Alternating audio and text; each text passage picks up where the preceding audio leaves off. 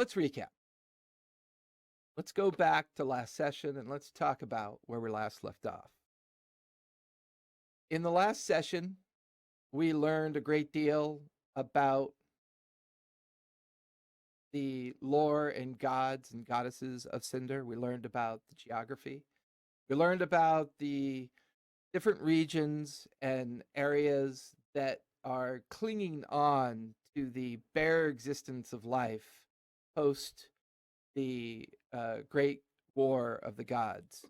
This calamity that brought both climate change and near destruction to this world that we call Cinder. Inderphaneus and Symphoneus and Kelowna are the three pantheons that struggle for control of this world. They seek that control through either willing or unwilling participants, because as we all know, gods will do what gods do. Each of our individuals, Grayson, Somni, Dara, and Haro, found themselves all eventually to the room of purification in order to prepare for this great battle that's going to be placed in front of them. The reason why this is so important for each one of them is we had an opportunity to learn a little bit about each of their backstory in the previous session.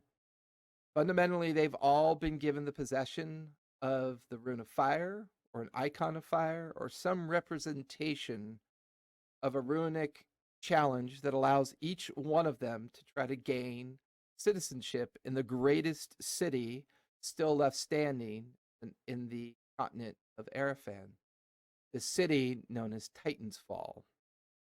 We learned that the Highborn Magic Organization controls this place with an iron fist. We learned that our four individuals here have got to fight what essentially is a battle to the death to earn this citizenship. We learned that they've all been glyphed, and this glyph prevents the utilization of magic. This glyph, however, does allow you to use healing magic. So if you do have healing magics, you're allowed to use those. So if you want to make a last minute tweak before we kick off, that's fine. I get that, because I meant to make that. I meant to get back to all of you on that, because I know it may affect how you've arranged your spells and slots. I know. I apologize. Grayson's giving me. I was rolling into this without cure wounds prepared? Are you a maniac? Well, I would roll into this with anything reasonable whatsoever. You're a maniac. With that in mind, we find our four contestants being led out the purification chamber and into what could only be described as a massive coliseum, a place that is not only filled with the patronage of the citizens of Titan's Fall, but massive floating mechanical dirigibles, platforms, even those that can afford to ride their mounts and be able to watch this fight from unique locations, because, well, being rich and powerful has its caveats. This caveat of being able to see and enjoy and bet on these games, very important to the people of Titan's Fall. Really quick, Kevin, can you also go -- resume for me for the second groovy? Roger. As you spill out into the Coliseum and the female attendant who had been helping you previously looks at all of you and re-explains the rules, the understanding that this is an unarmed engagement. If anybody were to, as we say, you are free, based on the glyph that we've put on you, to use ways of healing each other if you have said ability. But know this, you are being watched at all times. Whether or not people bet on you has a great deal to do with how you perform for them. Also, be aware that if there's a violation of any of the rules, a purposeful intent, a deviation of the glyph and its prevention of you casting spells that do damage or harm, some of you do quite well, and some of you do not. But look above you. That individual there will most certainly pronounce judgment upon you instantaneously. As all four of you look up, you see one of the most rarest creatures on the face of Arafan. You watch as a massive shale drake is circling up above. The heavy 8-foot tall rider mounted up behind the arms and shoulders of this huge creature. Great, very much well armored, equipped with massive amounts of weapons. It circles above, and she looks from up to your glances and goes, "Yes, he will administer his justice without complaint. The only thing that most may not appreciate is they place bets on you. Well, those bets are forfeit. So keep that in mind. Your impression here, if you live, is to make that impression upon those that may wish to sponsor you once you gain your citizenship.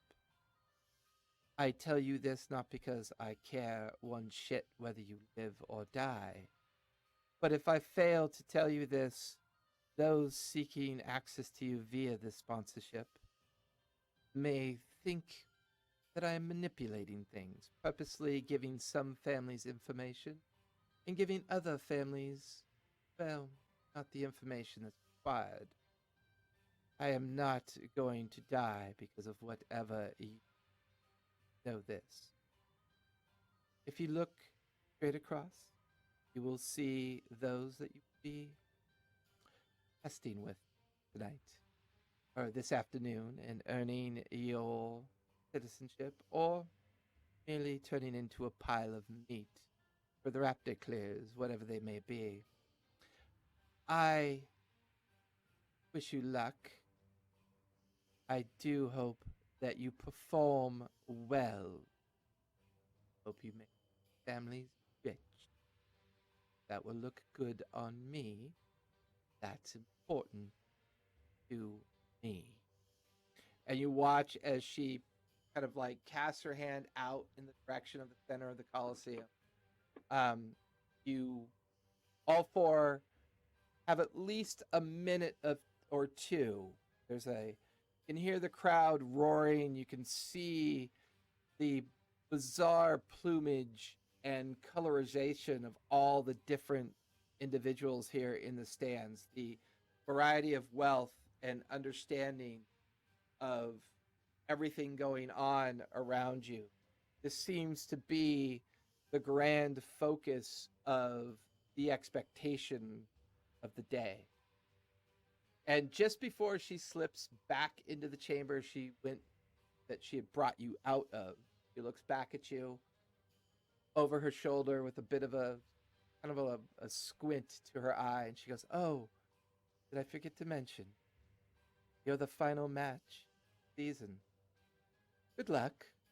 And she disappears. The great doors like collapsing and closing behind you. A puff of like dust and smoke kind of emanating from the doors collapsing. What would you guys like to do? I had assumed it was her plan to talk us to death. Talking seems like all you can do, squishy boy. Stay by me. Excuse me. Do you know who you're talking to? Don't right care much. We're just trying to survive this. I intend to do a great deal more than survive. Thank you. Yeah, let's just get through the surviving first. Keep them in front of you. I'll see if I can help.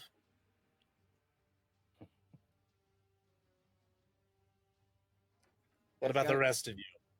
Anything to add?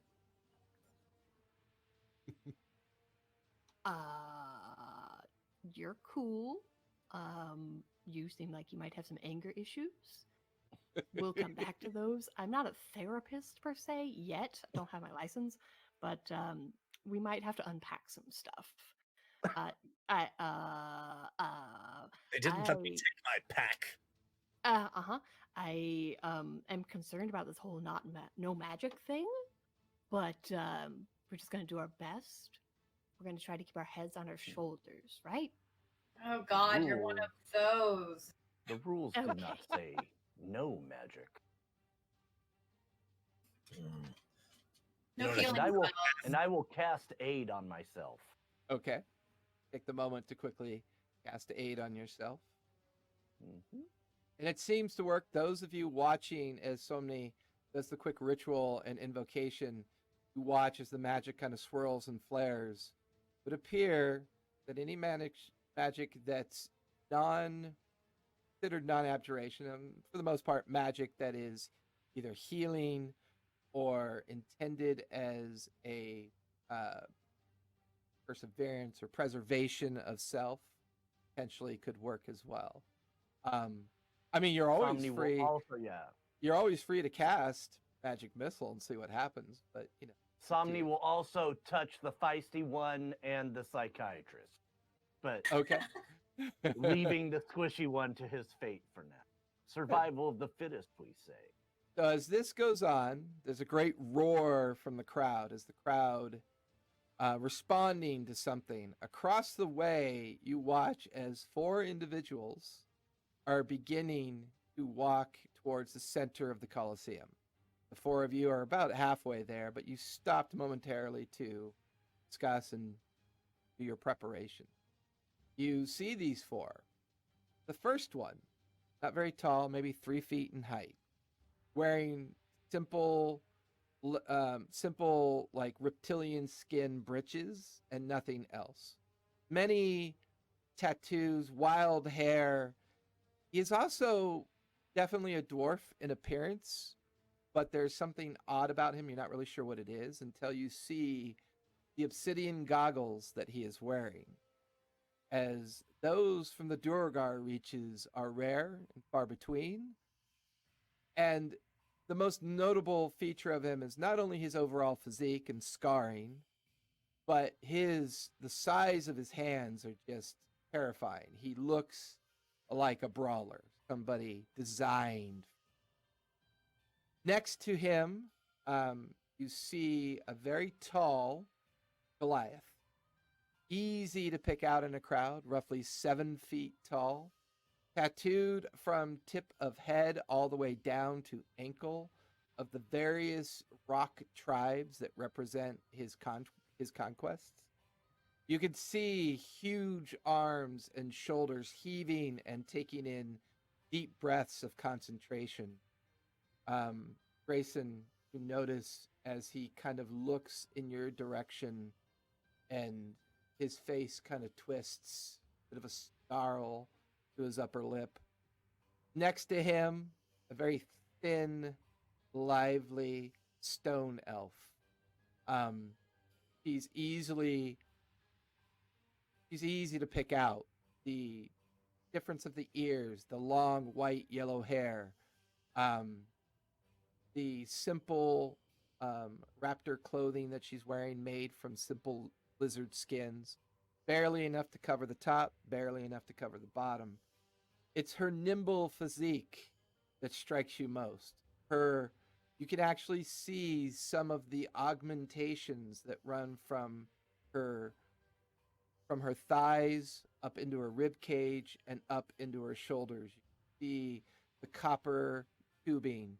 You can see the purposely etched in rubies and other precious gems that seem to stitch an almost eye-like pattern across her stomach and up into her neck. She is jumping up and down, stretching her arms and legs. It's the fact that she jumps straight up in the air 10 feet to the point where it's almost being purposely displayed for all those. As she does it, the crowd just roars with anticipation. Off to I'm her gonna take side. that opportunity to cast comprehend languages on myself. Okay. As the fourth one presents himself, very thin, rail thin halfling, dark, broody in appearance, wearing nothing. He's chosen to fight in the most difficult manner and therefore maybe garnish the most notice. It's his speed that's unusual. Halflings are not usually known to be able to move as quickly as this one seems to. Whether you're aware of whatever order he belongs to, his monk like physique, his monk like movements, his ability to shift and move and stretch his muscles. Can the four of you please give me perception checks?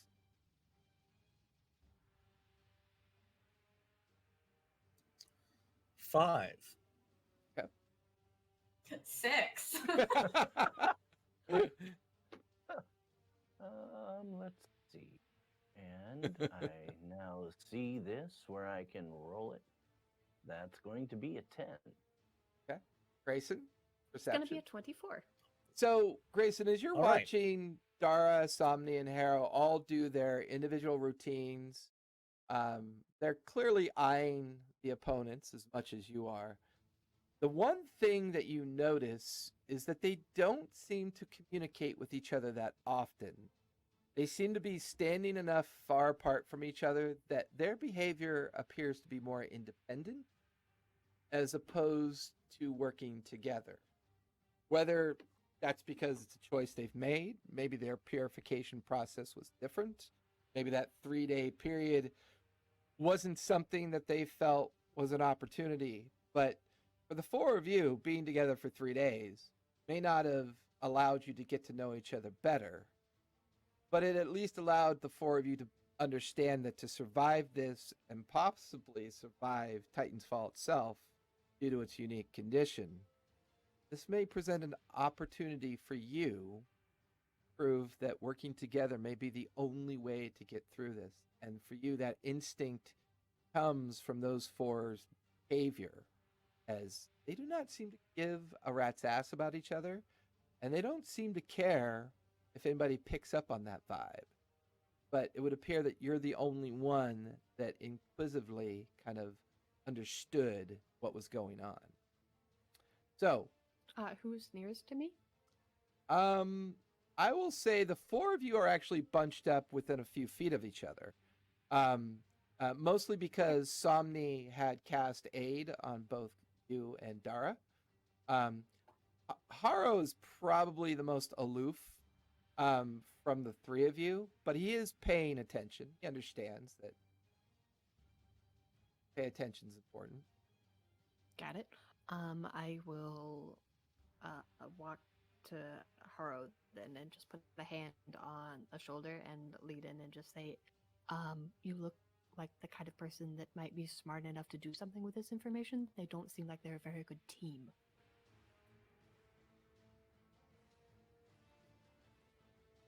And then I We all take need my to hand take them off on at and once do one of these. You guys hear a Good horn catch. bray across the Colosseum. The first blast of the horn. Now you have 2 more blasts left. You have a few seconds what you want to do before this thing ends. I will Look try really to. excited. I don't have magic. I will try to clandestinely cast heroism on myself. Okay. Anybody else? Few seconds left. Look I frightening. will say to everyone, bunch up. Take on each one of them at a time. We might have a chance.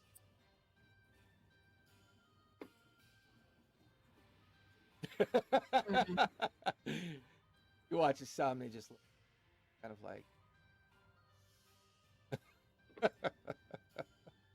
Just do what you're going to do anyway. I'll stay near you. Second bray of the horn. The best of ideas. With This that, guy gets it. and with that, And the- with go ahead. before the last bray of the horn, I would like to go ahead and roll investigation for any other features of this arena or things that might be used to our advantage. What's your passive perception? Oh, that's not strong. I was trying to actively seek it out. But passive perception. Oh gosh, on D&D Beyond, where is that listed? To be the far left. There it is. Yeah, left hand side. 9. 9. I will say, due to the amount of time investigation takes, you don't really have enough time to properly investigate the area. But with your passive perception, you glance about the arena while everyone else is prepping for countdown of these final seconds before the beginning of this. You realize that the arena itself, which the stands are rather large, but the area of the Colosseum that you're going to occupy and prosecute this fight is not all that large. The arena itself that you're fighting in, maybe about 60 to 80 feet north to south, and maybe about 80 feet west. So there's enough space for, everybody to operate and manage fights the way they choose to. But looking around, you do see Colosseum guards placed in very heavy armor, placed at very specific points as to prevent people from leaving the fighting arena. Obviously, the executioner is circling up above on the big slate drake that he is riding, or they are riding, as you may not even know if it's male or male, due to the distance. This feels like something that has been practiced and purposely done for many generations. It feels controlled. It feels well defined. If that makes sense. But I'll also say that the surface that you're fighting on is a mix of dried clay and loose sand. I get a bunch of that in my hand. Reach down and you gladiator style it and rub it in your hands. Yep. I want to have some. Okay. You grab and when you do that, there's a third and final bray of the horn. Goes rolling out across the Colosseum. The crowd begins to cheer at the top of their voices. It's just rolling across, drowning out. You can't even hear your hearts beat. It's so loud. Things are floating down from things being tossed into the arena. What they are, you're not really sure, as each one of you now must roll initiative, please.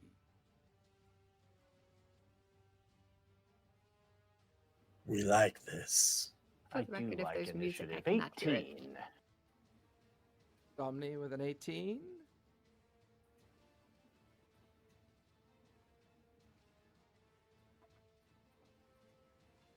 $12. 12 for Dara. 22 for Harrow. 22 for Harrow. Cleric initiative 11. Yes. Isn't it? We all know that feeling when we play our clerics. I love it. All right. So with that, Harrow, you're up first. The other 4 are gradually taking up positions to move somewhat independently. You notice that the Goliath begins to drift far right. You notice that the Duergar stays in the middle. You notice that the Halfling stays in the middle. And you notice... We all have bare hands at this point, correct? We all Correct. just No have weapons. what's on Yeah, it. Okay. it's all unarmed at this point. And nothing buried in the sand that we found or looked at, nothing that may be available that they made as a fun little twist. And then the Stonewood Elf goes far left. There's about 15 to 20 feet in each one of them. Harrow, all 4 of them are about 50 feet away from where you're currently standing. Ooh, 50 feet.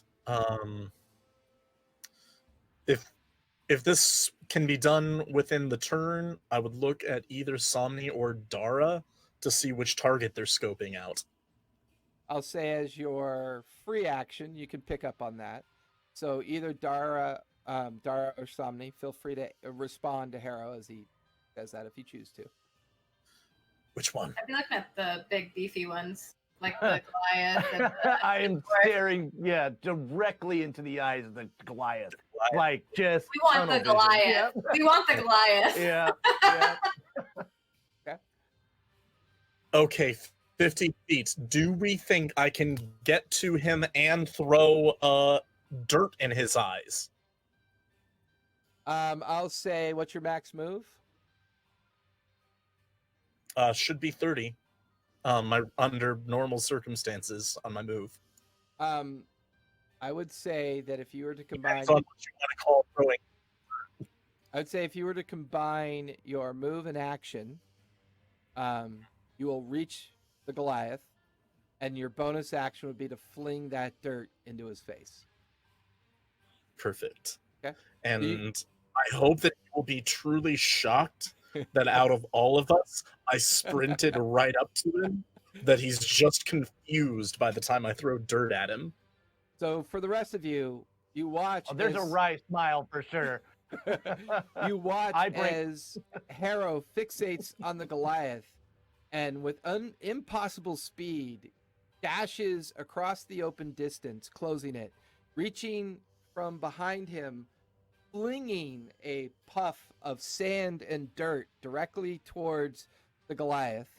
Go ahead and give me an attack roll. Okay, good. I'm assuming this would be just Dex and proficiency? Correct. Okay, then in that case, we have a solid 18. You make it over to him. You watch as the sand and gravel catch him clearly in the face. He reaches up with his hand to try to stop it and pull the sand out. And he is currently stunned for the remainder of the round. That'll finish right. your turn. That brings us to Somni. And then the bad guys will be on deck. Looking Bad at guys. Harrow sprinting across the battlefield, a wry smile just breaks out the left side of Somni's face. Doesn't stay, but quickly for a moment it raises, and as it gets back down, he looks to Dara, seeing a kindred soul that just wants to take out the largest person on the battlefield. Somni will then take his hood and put it over his shoulders, and he's going to stride into the middle of the field where he can put the most people within a 30-foot radius and use Channel Divinity, which is not a spell, but a presence, where everybody within 30 feet of me must make a wisdom saving throw or become frightened of me for 1 minute. Give me a deception check, please. Yeah. Which I'm actually fairly good at. Not terrible, 13. Okay. Yeah, and this is just it's literally a part of my being. It's not a spell. Okay. With that, all of you watch as Somni uses his full movement to get in the center of this unfolding fight that's about to happen. The act of putting your hood down is how you try to deceive anybody watching, because one Agreed. of the things that your Warlord King had reminded you of, the presentation of divinity, Titan's Fall, Yeah. could be challenging and dangerous. So that act of doing that, your divinity coming out. I'm fairly tall. And yeah. So you are in place. You moved. Yeah, that was your action. Is there anything you want to do with your bonus action? I would simply stand ready to take on all comer. But I will, yeah. So they will need to make it's DC 16. Oh, I just rolled for all of them.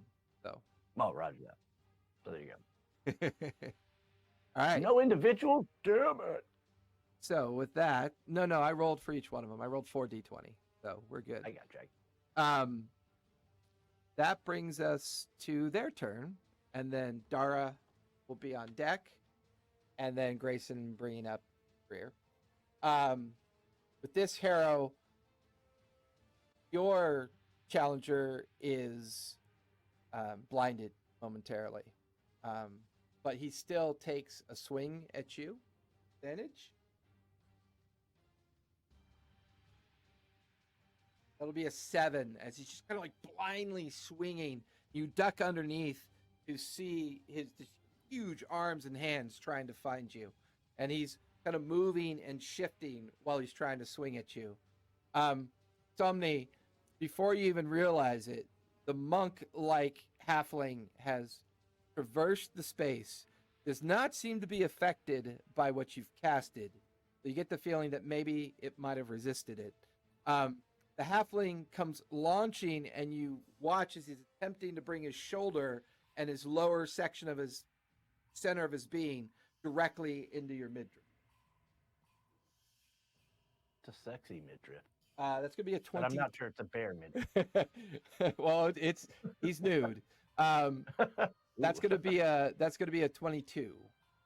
Time for wrestling. Let's go. Yes, that'll hit. All right, so you will take 5 points of bludgeoning damage as you feel the shoulder strike your midriff, and you just feel your breath whoosh right out of your mouth as the two of you continue to square off after he rushed you. It's also at that point that the Duergar takes the opportunity to begin to come towards you, but he halters, stops for a moment, thinks a second thoughts as he doesn't know why, but his attention pivots from you to look at Harrow standing in front of the Goliath, and he begins to immediately move towards Harrow. Harrow, out of the corner of your eye, you're watching as this Duergar is coming straight at you, and you watch as this huge fist is coming out almost in like a pile driver strike in your direction. That's going to be a 15. Of course that hits. Okay. You watch as the meaty fist comes down, shrack, doing 6 points of bludgeoning damage. You feel like a bone kind of almost break from the strike into your shoulder. You immediately feel the flesh in that spot begin to pucker a bit, strangely pucker a bit. You're not sure why. Some kind of energy behind that strike, kind of pouring into your physical self. May I roll Arcana to try and identify what just happened to me? I'll let you do that as a reaction. Go for it. All right, 14 plus 8, 22. Yeah, this felt like some kind of Templar or Paladin effect, almost as if this Duergar has the ability to jolt or juice up his fists as a preparatory effort. Whether or not anyone saw him do it or not, you're not sure. But you get the feeling as he pulls back a few feet from you to square off, you watch as he knocks his knuckles together, and there's a little bit of spark in between them that kind of crawls up one hand and up the other. And he just faces off to you. And he winks at you at the same time. At that point, coming up from behind you, the Stonewood elf has made her move. As it would seem, the Goliath, Duergar, and the Stonewood elf have taken advantage of your overreaching sense of attack, and the Stonewood elf is going to flank you, so she is going to have advantage on the attack. Well, I'd assume Somni was right behind me. He's not that far behind you. He got to the middle, and you're off to the right about 10 feet. He did an incantation, so he's nearby, but he's not, right behind you at this point. Let me ask you this, sir. If you would check your Discord DM, if you can see that. I can't. Like to see it. Okay. Well, then I'll just say it here.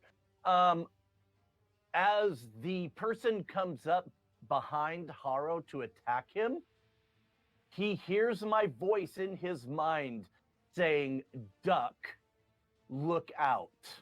All right. I will make it a regular. As a bonus action. Yeah, no, it's a reaction. I'm cool with that. Okay, Um, thank you. and with that, I'll say that that'll cause her to lose advantage on the strike because it's now a normal roll. I have to re-roll. I rolled a natural 20 and a 6. So with that Oh. retcon, I'm going to re-roll both of those, and I'm going to re-roll as a single attack as opposed with advantage. Almost certainly a hit still, but let's go not crit. Yeah, that's going to be a 19 to hit. That's a hit. And that's going to do 5 points of damage as you feel her forearm kind of like come down on the back of your neck, and you can just feel the smack of the bludgeoning effect from the strike. And now, for the rest of you, you can see where the Duergar Goliath and the Duergar Goliath and the Stonewood Elf are now engaged completely with Harrow. Somni, you're about 10 feet away from that. Dara, you're still 50 feet away from where they're all kind of together, as well as you are, Grayson. But you do also notice that the Halfling has engaged directly with Somni. So those two are squared off while the other three are squared off with Harrow. So that brings us to Dara, and then Grayson, you'll be on deck.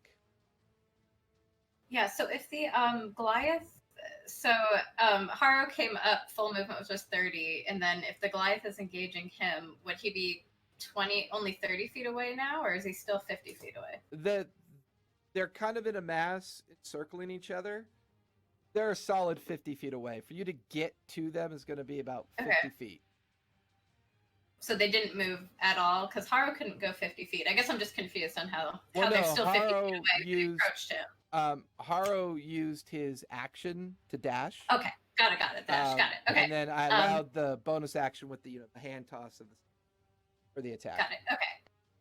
So I guess I will also, if they're still 50 feet away, just take my turn to dash and kind of try to place myself as much as I can between the most people and Haro. Okay, I'll say as you begin to sprint towards Haro's situation, you place yourself between the Goliath and the Duergar. Stonewood Elf seems to be on the other side of Harrow. That should break up, but you also notice as you approach and get into that point, which consumes your movement and your action, but that gets you to that point, you clearly could see that the Goliath is struggling to be able to see. He's kind of like wiping something out of his eyes. So you get the feeling that he might actually be stunned. But you still have your bonus action. Is there anything you want to do with your bonus action? I'm thinking if I want to risk this. So would I have noticed little like sparks from the monk's fist? Sure.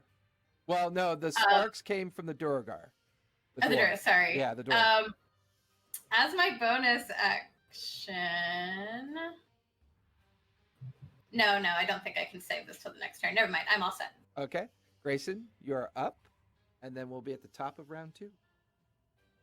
All right. I see this new squishy individual seems to be in dire straits.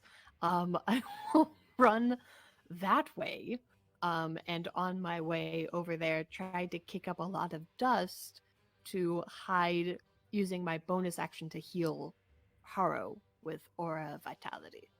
Okay. So try to make it not noticeable. Look at me, don't look at my magic. Oh, that was the okay kind. That was the okay kind. Yeah. So give me a deception check as a base, just so I have good. that That's gonna go well. to operate with. I'm not Helena, so this is gonna suck. 2. Okay.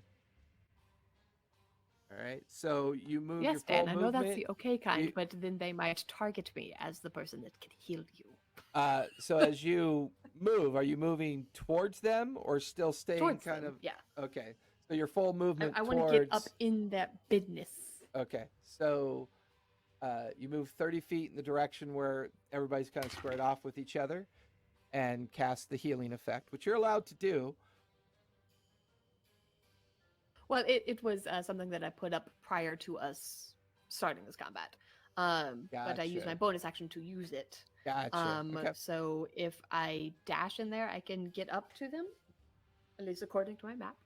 Well, so if you're okay, I got you. Yeah. So yeah, your move and your action, your dash action, definitely Yeah. gets you close to everybody. And Cool. you're I kind of will specifically aim in for the that. elf. Yeah, you're in the group. You're near Haro. You're near Dara. 10 feet to your left, you can see where Sumney is engaging with the halfling. So yeah, you're definitely in the middle of it. Cool. Yes, I would do that. I aim for the elf and I heal Harrow for 10. Okay. Haro, 10 hit points back. As you do this, it does garnish some attention from the Stonewood elf and the Durgar, but with the blind effect on the Goliath, he doesn't notice. And then obviously with the halfling engaged with Somni, the halfling probably did not notice as well. But it would appear that whatever trepidation that these individuals had seemed to be mostly due to something that Somni did. So perhaps this plan of isolating one and containing the other might actually work. With that, we're at the top of the second round. Harrow, you are up, and Somni, you're on deck.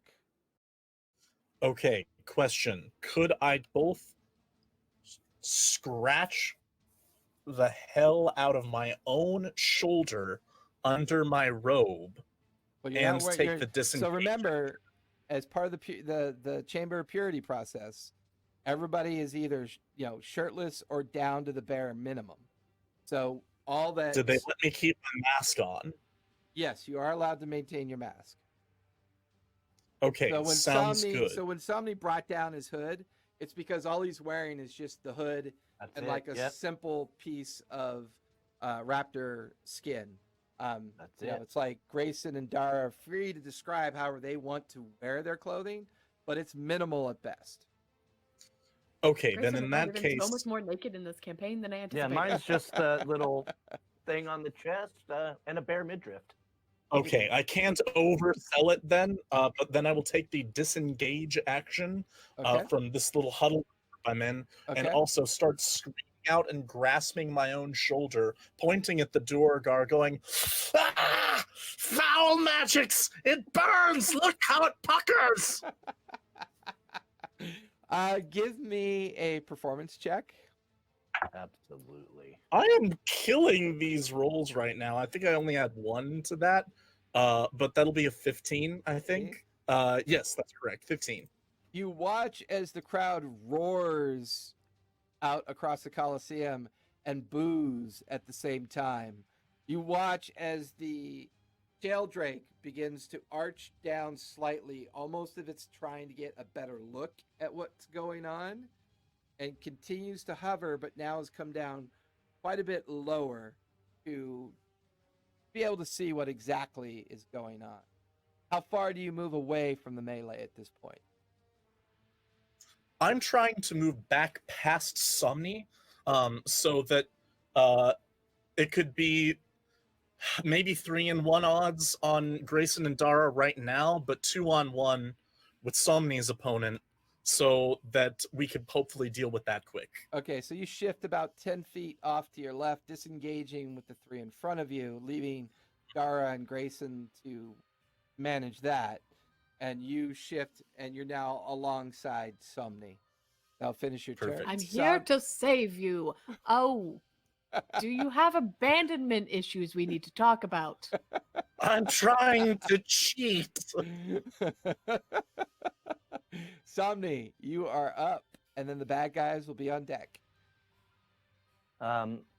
Letting the monk know that there are others that can are skilled in the ways of pugilism. I will use my channel divinity, which is again just a part of my being, for 2 guided strikes, punching him in the face, which gives me a +10 to each attack roll. Nice, go for it. Alright, Before so- you attack roll though, give me a quick deception check. All right. Deception. With Let's go. advantage, I meant to say with advantage on the previous one as well, because you don't really have to do any kind of magical incantation for this, since it's part of your essence. Yeah, and this is a 16. Okay, you're good there. All right, and so I will go ahead and my unarmed strike. I'm going to attack. That's going to be an 18 and a 32. The 32 just barely hits. Yeah. No, I'm kidding. Yeah, both hit. Go ahead and. All right. And I believe unarmed strike is a fixed amount of damage with your bonus. Yeah, he's going to take 8 total points of damage. Okay. And then as a bonus action, and I suppose I'm going to have to roll deception again. Okay. As a bonus action, I am going to use my telekinetic push. Now, again, it's not arcane in nature. It's a part of my being. And so I'm going to, with 2 hands, I am going to disguise it. I'm going to push him using my telekinetic ability and push him 5 feet away from me. No, you're good. So, Somni, as Harrow slides up beside you, Harrow, you watch as Somni just brings down 2 hammer fists directly into the chest of this halfling. You hear a crunching noise as Somni, you hear a rib shatter underneath this strike. You can even see part of the rib bone sticking out as it fractures through the skin. Taking advantage of that, from that 2-handed strike, you quickly lean into it and you watch as, now, does he get a save? He does. It's going to be, it's a DC strength check. Let me make sure I can get it to you accurately. It is a DC 8 plus my proficiency bonus plus ability modifier. Okay. So there's some my proficiency is a +8. Yeah, my charisma. So it's a +8. So it's a 16. It's a 19 DC on it. That's a little it's high. 8 plus your proficiency, which is 3. Yeah. Oh, I was Plus your looking at my charisma charisma thing. Yeah. Save. Yeah. Yeah, Oh, what's I was your looking at charisma? saving throws. I'm sorry. Yeah, sorry. Thank you. Seriously. So my proficiency bonus is what again? Help me. Plus 3. The 3 or 2? Okay, plus 3. 3, because we're at level 5. That's right, Yeah, I because have we're a- level 5. Well, wait. Yeah, because I get to use charisma, right? Correct. So what is your charisma modifier? +5. Plus 5. Okay, 8. So 16. Yeah. Okay. Sorry. I think I did the thing over on the saving throw portion. The monk rolled So a natural 17, so he'll save. And as you try to push him back through this strike into his chest, you watch as he digs his feet into the ground. He looks at the wound that you just opened up on his chest, and his little, like, beardless face looking up at you, smiling. And he just rears his head back, and as a reaction, he's going to strike you straight in the sternum with a headbutt. In my bare midriff. That's going to be a 15 to hit. That'll do. That's going to be 6 points of bludgeoning damage as you feel a slight cracking sound in your sternum and this blow from his forehead, and then he kind of like backpedals a couple feet to stay engaged with that reaction. So that'll finish Somni's turn. Now the bad guys go. The Goliath is going to remain blinded till the end of his turn. So he is going to swing wildly in whoever's technically engaged with him, which could be either Dara or Grayson. I already rolled, so he's going to focus in on Dara. Bring it. And that's going to be with this. So with disadvantage, that's a 16. Oh, well, don't bring it that hard. That'll hit. As you take 6 points of bludgeoning damage, as a blind fist just kind of catches you, like right across the chin, and you just feel some spit and blood come spraying out of your mouth, and the crowd just roars with anticipation. That'll finish the Goliath's turn. The Durgar comes rushing at you, Grayson. Both hands coming together, and the electricity like kind of coursing over his knuckles. Sell it. It's gonna be a 12. 12 is my AC without armor, so So you feel that meaty hand just come up into your rib cage, and just as you take 6 points of bludgeoning damage, and you feel this weird kind of electrical current kind of spread over your rib cage, and it kind of jolts you, and you watch as it leaves behind like a burning sensation. And he stays engaged with you. The Stonewood Elf is a blur as it passes right by you, Grayson, and begins to go right into Dara, just as quickly as she can move with an unarmed strike to the face. That's going to be a 24. Pretty sure that's going to hit. As you take 6 points No. of bludgeoning damage as this hand comes out of nowhere, strikes you on the other side of the face, causing you to like go the other direction. You watch as, and you kind of like, you reel back, you reach up, and one of your teeth is, like your tusk is a little bit loose from the strike. They remain engaged with you. Somni, the halfling sees that Harrow is now right beside you. The halfling sees Harrow, sees you, and quickly brings a knee down into your thigh, as he tries to strike you with a kick. Does he get disadvantage with Haro with me or no? Raj. But if you go after the halfling the next round, you'll have advantage on your strikes. That's going to be a natural 20. So this knee comes into your like thigh area, and you just feel this bruising strike for 10 points of bludgeoning damage as it comes down and strikes you very hard in the leg. And just so I don't forget, is anybody using anything that requires concentration? Me? Okay, just keep that in mind when you take damage. So that'll finish the halfling's turn as he stays there engaged. He kind of backpedals a bit and kind of goes into this weird kind of stance. His hands out like this, and he goes like that to you, Somni. That'll finish the halfling's turn. That'll bring us up to Dara, and then Grayson, you're on deck. All right, so Dara had all intentions of going after the meaty things, but then this wood elf bitch has decided to almost rip her tusk out, and so she's gonna go put some hurting on her. Okay.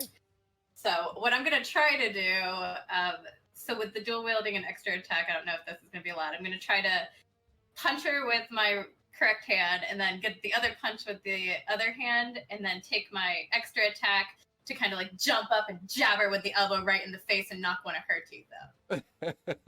So how many attacks do you get per action? I get 2. Okay, yeah, go for it. Make your 2 strikes. Look at my beautiful future wife. Natural 20. Nice. So for Age, and I forgot to mention this, for Age of Arcanum, you can either roll, well, technically this isn't the case because it's Unarmed Strike, but under normal circumstances, if you roll a critical hit, it would be roll twice the dice or times it by 2 on a single roll. I let the players choose on their own. Okay, so it would just be 6 because it's just the double 3 for that, right? Correct. Okay. And then you said you were gonna maybe let me like disadvantage the dual wielding. So did you do both attacks already, or is that just the one attack? That was just the one. So you still get I another. assumed I had to like roll for the other one. Yeah, you do. So go ahead and roll for the second one, right? Because you get 2 attacks. Okay, and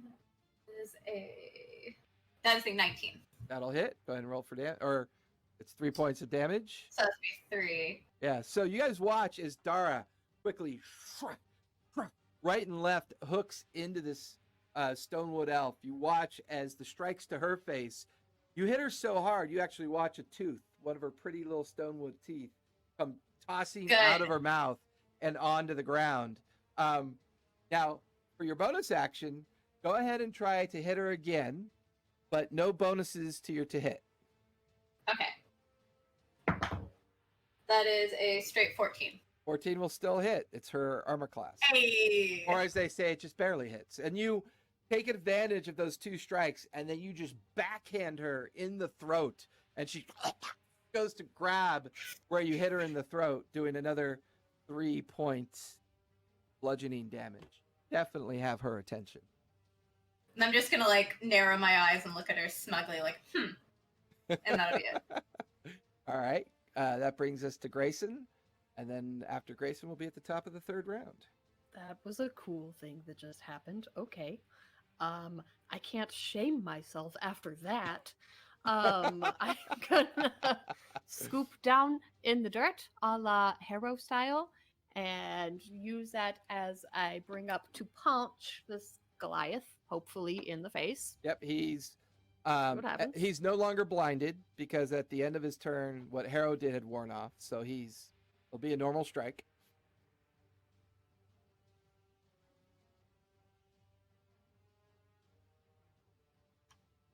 Don't suppose a 13 hits. A 13 will just barely hit, as that is his armor class as well. Wonderful. As I do this, because I dunked my hand in the dirt, I hope that kind of helps me hide the fact that I'm going to channel divinity punch him with touch of death. Give me a deception on that really quick with advantage Cool. because you did pick up the hand of dirt as an effort to cover yourself.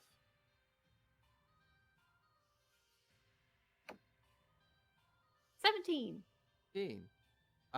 Okay, good to know. So what's your unarmed damage when you do unarmed strike? Oh, a whole 3. 3. But because of channel divinity, that's an extra 15 points of necrotic. Nice. Ooh, get it. Nice. As you bring this, at first what looks like a tentative strike, but then you focus and you just crack him right in like the upper part of his chest because he's kind of tall compared to you. And when you crack him there, it leaves behind broken and necrotic like peeled wound. You see the skin is now blackened and spider webs crawling up and down towards his neck. And he kind of reels from the blow and he looks at it and he gets this like look on his face and he is going to, his reaction is you watch as he slips into a rage and you see frothing at the mouth. You watch as this weird kind of like pinkish film just overtakes his eyes. His eyes dilate wide open. He immediately reaches to his chest and where you had struck him with that necrotic effect, he begins to tear at the wound as if to increase his anger and to increase his intensity of what he's doing as he slips into a blinding rage directly in front of you. So I that... have a question. Yep, shoot. My channel divinity is when you hit a creature with a melee attack, you can spend a channel divinity to deal that extra damage. It doesn't say that it is a bonus action. Well, I mean, a melee attack is what you did as your unarmed strike. Channel divinity. I'm asking if I still have a bonus action. Yeah, channel divinity is something you do as an action, right? That's how it is for me. When you hit a creature with a melee attack. Right. So Yeah. a melee attack is an action, right? Uh-huh. So yeah, you're right. You still have your bonus actions. If something you'd like to do Wonderful. with that. I'm going to chuck some heals to my girl here who Okay. almost lost her tooth. Okay. 4. Little dental work going on over here. Yeah. You, Dara, Grab that tusk. you watch as this Goliath is slipping into a rage from the reaction that Grayson gave it. But cool, calm, and collective do like a Letterkenny knuckle bump with each other, like down low and slow, and you get those 4 hit points back. It's like, I got you, bro. Thanks, bro. Touch tips. That will finish round 2. We're at the top of round 3. Harrow, you are up, and Somni, you're on deck. Now, I could take the opportunity to, with advantage, try and hit someone for a maximum of 4 points, or I can try and get Destroy one them. person out of this match as I grab onto my shoulder that was punched and is puckered around it. Yep. And I wince behind my mask that I'm glad that everybody can't see. And I start to tear at it with my own fingernails, going, ah! And writhing around on the ground like it's the worst pain I could ever conceive of. Maybe dealing a couple damage to myself in the process. Yeah, I'll say you take 2 points of damage from doing more self-inflicting wounds to yourself. I'm okay with that. He's a flagellant. Based on that description, give me a performance check with advantage, really quick. Oh Advantage boy, I'm because glad it's description is advantage, gross. and it comes in. It comes in clutch. 14. 14. There seems to be a hesitation in the response, almost as if the Drake remains where it is, Okay. and maybe he's catching wise to what you're trying to do. Maybe I'll So- at least make it twice before doing that to Grayson again. So I'll say you have bonus action and your move still, if you want. Although you are on the ground prone at this point as part of your performance. yeah, I'm prone. So is With there me anything you staring want at you. If I can if I can like flail my legs around enough to maybe trip up the person fighting Somni. Yeah, give me a bonus action leg strike. But no bonuses, no to hit bonuses. I love this guy The so kicking much. baby attack coming from Arrow. Of all things to roll this on, I can prove it if you'd like. It's a natural 20. No, go for it. What's your unarmed strike damage? It would be a D4, straight up. Is yours a D4 or is it a set? Because normally unarmed strike has its Oh, own. wait, sorry. It should be. Normally Yeah, unarmed yeah, strike yeah. is 1 plus You one. have One their own. plus your strength modifier. Uh, my damage is 0. Because of your strength. No, I just want to make it weird and awkward for him. You lash out with the flat of your foot, and I'll say because you strike him, I'm gonna give him a dex save. Okay. That's gonna be a 6. That's a 1 plus 5. I'll say you managed to trip him up and cause him to fall prone directly in front of Somni. Oh, And Over this to is you. this is what's known as a critical flail. If you don't give her inspiration from awesome words, I swear that was great. Dara, D6 That for was that one. great. Yeah, Yeah. D6 inspiration for that one. I like it. Fantastic. Plus your turn. plus your violence against the Stonewood elf, I think, is kind of cool too. Took that shot to the mouth very personal. That'll conclude Harrow's journey tonight. Somni, you are up, and then the bad guys are on deck. All right, what am I seeing? DM? So from your I've pers- got Yeah, from your position, 10 to 15 feet off to your right, you can see where Grayson and Dara are swirling and, where Grayson and Dara are like swirling around the Duragar, the Goliath, and the Stonewood Elf. They are circling each other, squaring off with each other. They're definitely fully engaged with each other. Fists are being thrown, kicks, headbutts. I will say you do notice, because your passive should be high enough to notice this, you do notice that the Goliath has slipped into his blinding rage. And directly prone at your feet, you watch as Harrow has kicked out the legs from underneath this halfling, and the halfling's like partially down and trying to get back up as quickly as it can. Well then, I will double ear strike the halfling with 2 hands on both sides of its face, and then I will aim directly in the middle of his eyeballs with the next strike. Go And for I will it. again use the plus 10. I will use this guiding strike and just try to obliterate said halfling monk. All right, roll number 1. Yeah, that's probably not. Oh wait, that is a 20, but dirt. Okay, that'll definitely hit. And then, well, unfortunately, I rolled a 1 for the next. But it No. turns into a 17. Which is fine. That's still gonna hit. Yeah. Not. Unfortunately, critical ones always Yeah. miss during combat. Yeah, no, so, I totally agree with that. so that So first, that first, yeah, that first strike catches him, but he kind of like moves his head and is prone. You roll with advantage, by the way, because he's prone. no, I did not. There you go. So Yep. I'm pretty sure unless I roll another one, but okay. So let's just see if I crit on the first one. Go for it. So no, but that's gonna be a 38 because +6 +10 for the strength. And then the next one will be, yeah, that's gonna be a 20 Yeah. total. for So the two both. dirty 20s Yeah. in a roll. That'll work. Yeah. As you bring Yeah. your So pop. frack. Boom. What's the total damage? That's going to be 8. Nice.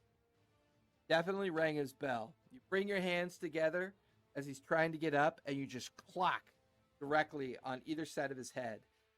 There's a nice cracking sound from the strike.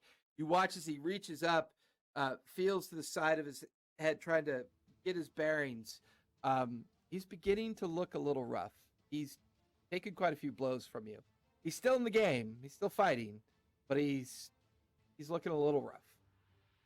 And then I will telekinetically or empathically or whateverly tell Haro, destroy this monk. And are you Only he can hear it. Oh, and then if I could, if 6 seconds haven't gone by, I would also like to address the Drake. Do your job. Ooh. I would say you could either say something to Harrow or the Drake, but not both. I'd rather speak to the Drake. Okay. I'd rather tell the Drake, do your job. Give me a persuasion check. Roger that. All right, so that's actually one of my good skills. Oh, that's not terrible. 16. Yeah, it turns its head in the direction that you've kind of. Are you doing that telekinetically to the Drake? Is Yeah, that what you're doing? telepathically. Yep, that's all. Okay. He's It the only one that can definitely hear. reacts to it. He's confused and not sure where it's coming from. Its head kind of sways back and forth. Its rider then kind of knees it in the ribs to continue the encircling around where you guys are fighting. That will bring us to the Goliath, as it's now in its blind rage. It's going to take 2 strikes at you, Grayson. The first one is a 24. And the second one is a natural 20. So, with that, the natural 20 does 10 points of bludgeoning damage to you. The other strike does 6 points of damage to you. Give me a con save. Is this for concentration? Because that's what I was rolling. Well, yeah, I need that as well. So I'll need 2 con Okay. saves. So I maintain concentration, but I'll give you a con save. Okay. Hopefully in the box. A con save is 16. 16. That was the DC. So you managed to avoid the stunning effect from his unarmed strike. You get the feeling that Ooh. this was meant to really clock you and keep you affixed this position. He seems Oh, trust. frustrated. I feel yeah. appropriately clocked. Yes. He feels very frustrated through his haze as you're still standing on your feet. And you watch as he just takes in a deep breath and takes 2 more strikes on you. Can I wobble as a reaction to look like, oh no? Yeah, go for it. What do you give me a performance check? Performance? Okay. Yeah. Let's try it. For the record, my charisma is flat, so 10. And it just seems to encourage him to hit you harder. Okay, fair enough. Leave this to the professionals. That is Well, it was going more to so that I looked be- like I was weak, so then when I came back and destroyed him, it was like cool for the crowd, but I might just get the destruction and not the other part. Carry on? That'll be a natural 1 and an No. and an 18. Yes. As you take 6 more points of bludgeoning Ow. damage as he brings an elbow down into your collarbone. And you just feel it. I need that. I need my bones. That'll finish the Goliath. The Stonewood elf decides to disengage will use the disengage action to leave the two of you, and is now making a beeline and comes up My beside beacon is down, just FYI. the what is down? Your beacon? Oh, okay, gotcha. Yeah. Gotcha. And then the Stonewood Elf will slide in beside Haro and take up an attack position, but it takes her entire Yeah, round you to better get run. takes her entire round to get over to you. The Duragar, however, will slip over to where Daria is, and there's a hammer strike coming from the Duragar at you as his fist is just coming directly in. Does this one look magical at all? Its knuckles are crackling, yes.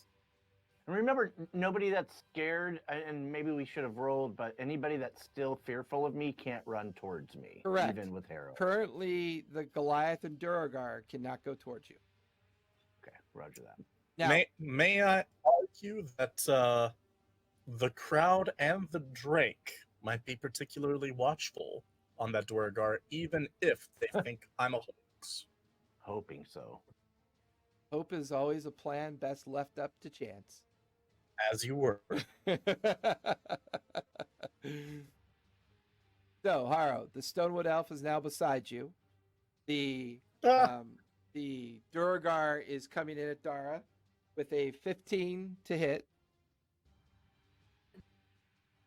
That will right now. Does that hit? Yes. Okay. Take 6 points of bludgeoning damage. Is that familiar shot to the rib cage from the Duragar? You feel the electrical pulse across your skin, charring and blistering as it gets left behind. That'll finish the Duragar's turn. That brings us to the Halfling. The Halfling will spend half its movement to get up.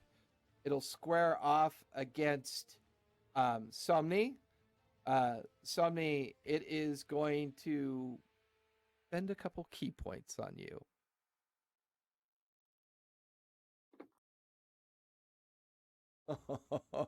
I rolled a 4 and a 2.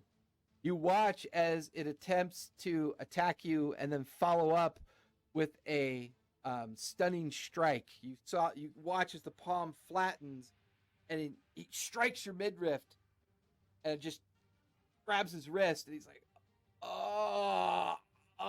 as the desired effect did not seem to happen, and he kind of moves a foot away and seems a little concerned that he might have picked the wrong target at this point.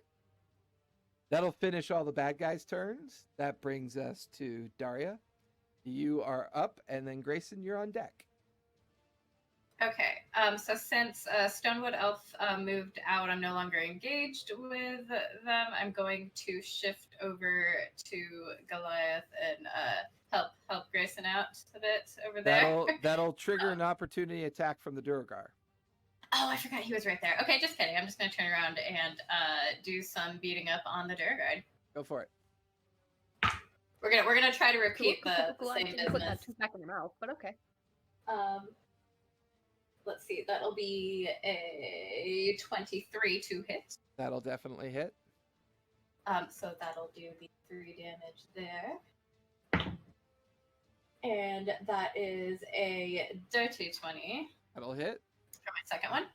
So another 3. Okay. And then straight roll, no bonuses for the extra one. For the offhand, backhand strike. Yep. That will be a 1. Yeah, So- you just wham, wham, hammer into him, and then you try to like backhand across his throat, and he sees that strike coming, he ducks out of the way of it. But one of your blows catches him across the chin, the other one catches him in the shoulder. He's beginning to show some signs that he's taken some damage. He's still in the fight, but he's showing some signs. And he just kind of like growls and sneers at you, and he goes, "Hey, you fucking orc, I'm gonna fucking kill ya!" And he just kind of like tries to intimidate you. And with that, I'm going to like mock him and just be like, "Hey, fucking Duragar, I'll kill you first." And I'll end my he kind of laughs, almost as if trading almost like trading those. What do you call it when you trade banter or trade insults? You know, that that idea that there's almost like a brief connection of insanity, but then it's quickly severed as you remember it is a fight to the death. So I'll say that'll finish your turn, bringing us to Grayson. Doing. Okay. Okay. Trying to get weird with it. You weird? I So- would never have thought that possible. I know. Stunning, shocking, really. This Goliath in front of me. Okay. Looks very angry, right?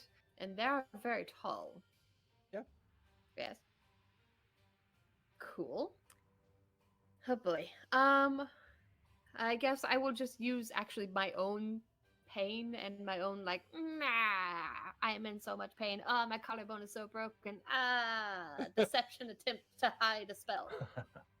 Ooh, Because it looks like things are about to go real bad for us. ruh-roh. Okay, give me a deception check. Okay. Which dice do I use? This one. 15? Okay, what kind of spell are you attempting? Totally did. You attempt to cast it. The glyph Yeah. on your shoulder flares, and you take Uh-huh. 4 points of burning damage, and the Cool. spell is immediately dispelled. What? So that's your action. I see no spell. I'll say your bonus action was the deception attempt. You still have your move left if you want to move. I'd rather not run away from somebody who's going to punch through the back of my head. Okay, fair enough. That'll bring us to the top of the 4th round. And Harrow, you are up. What are you doing?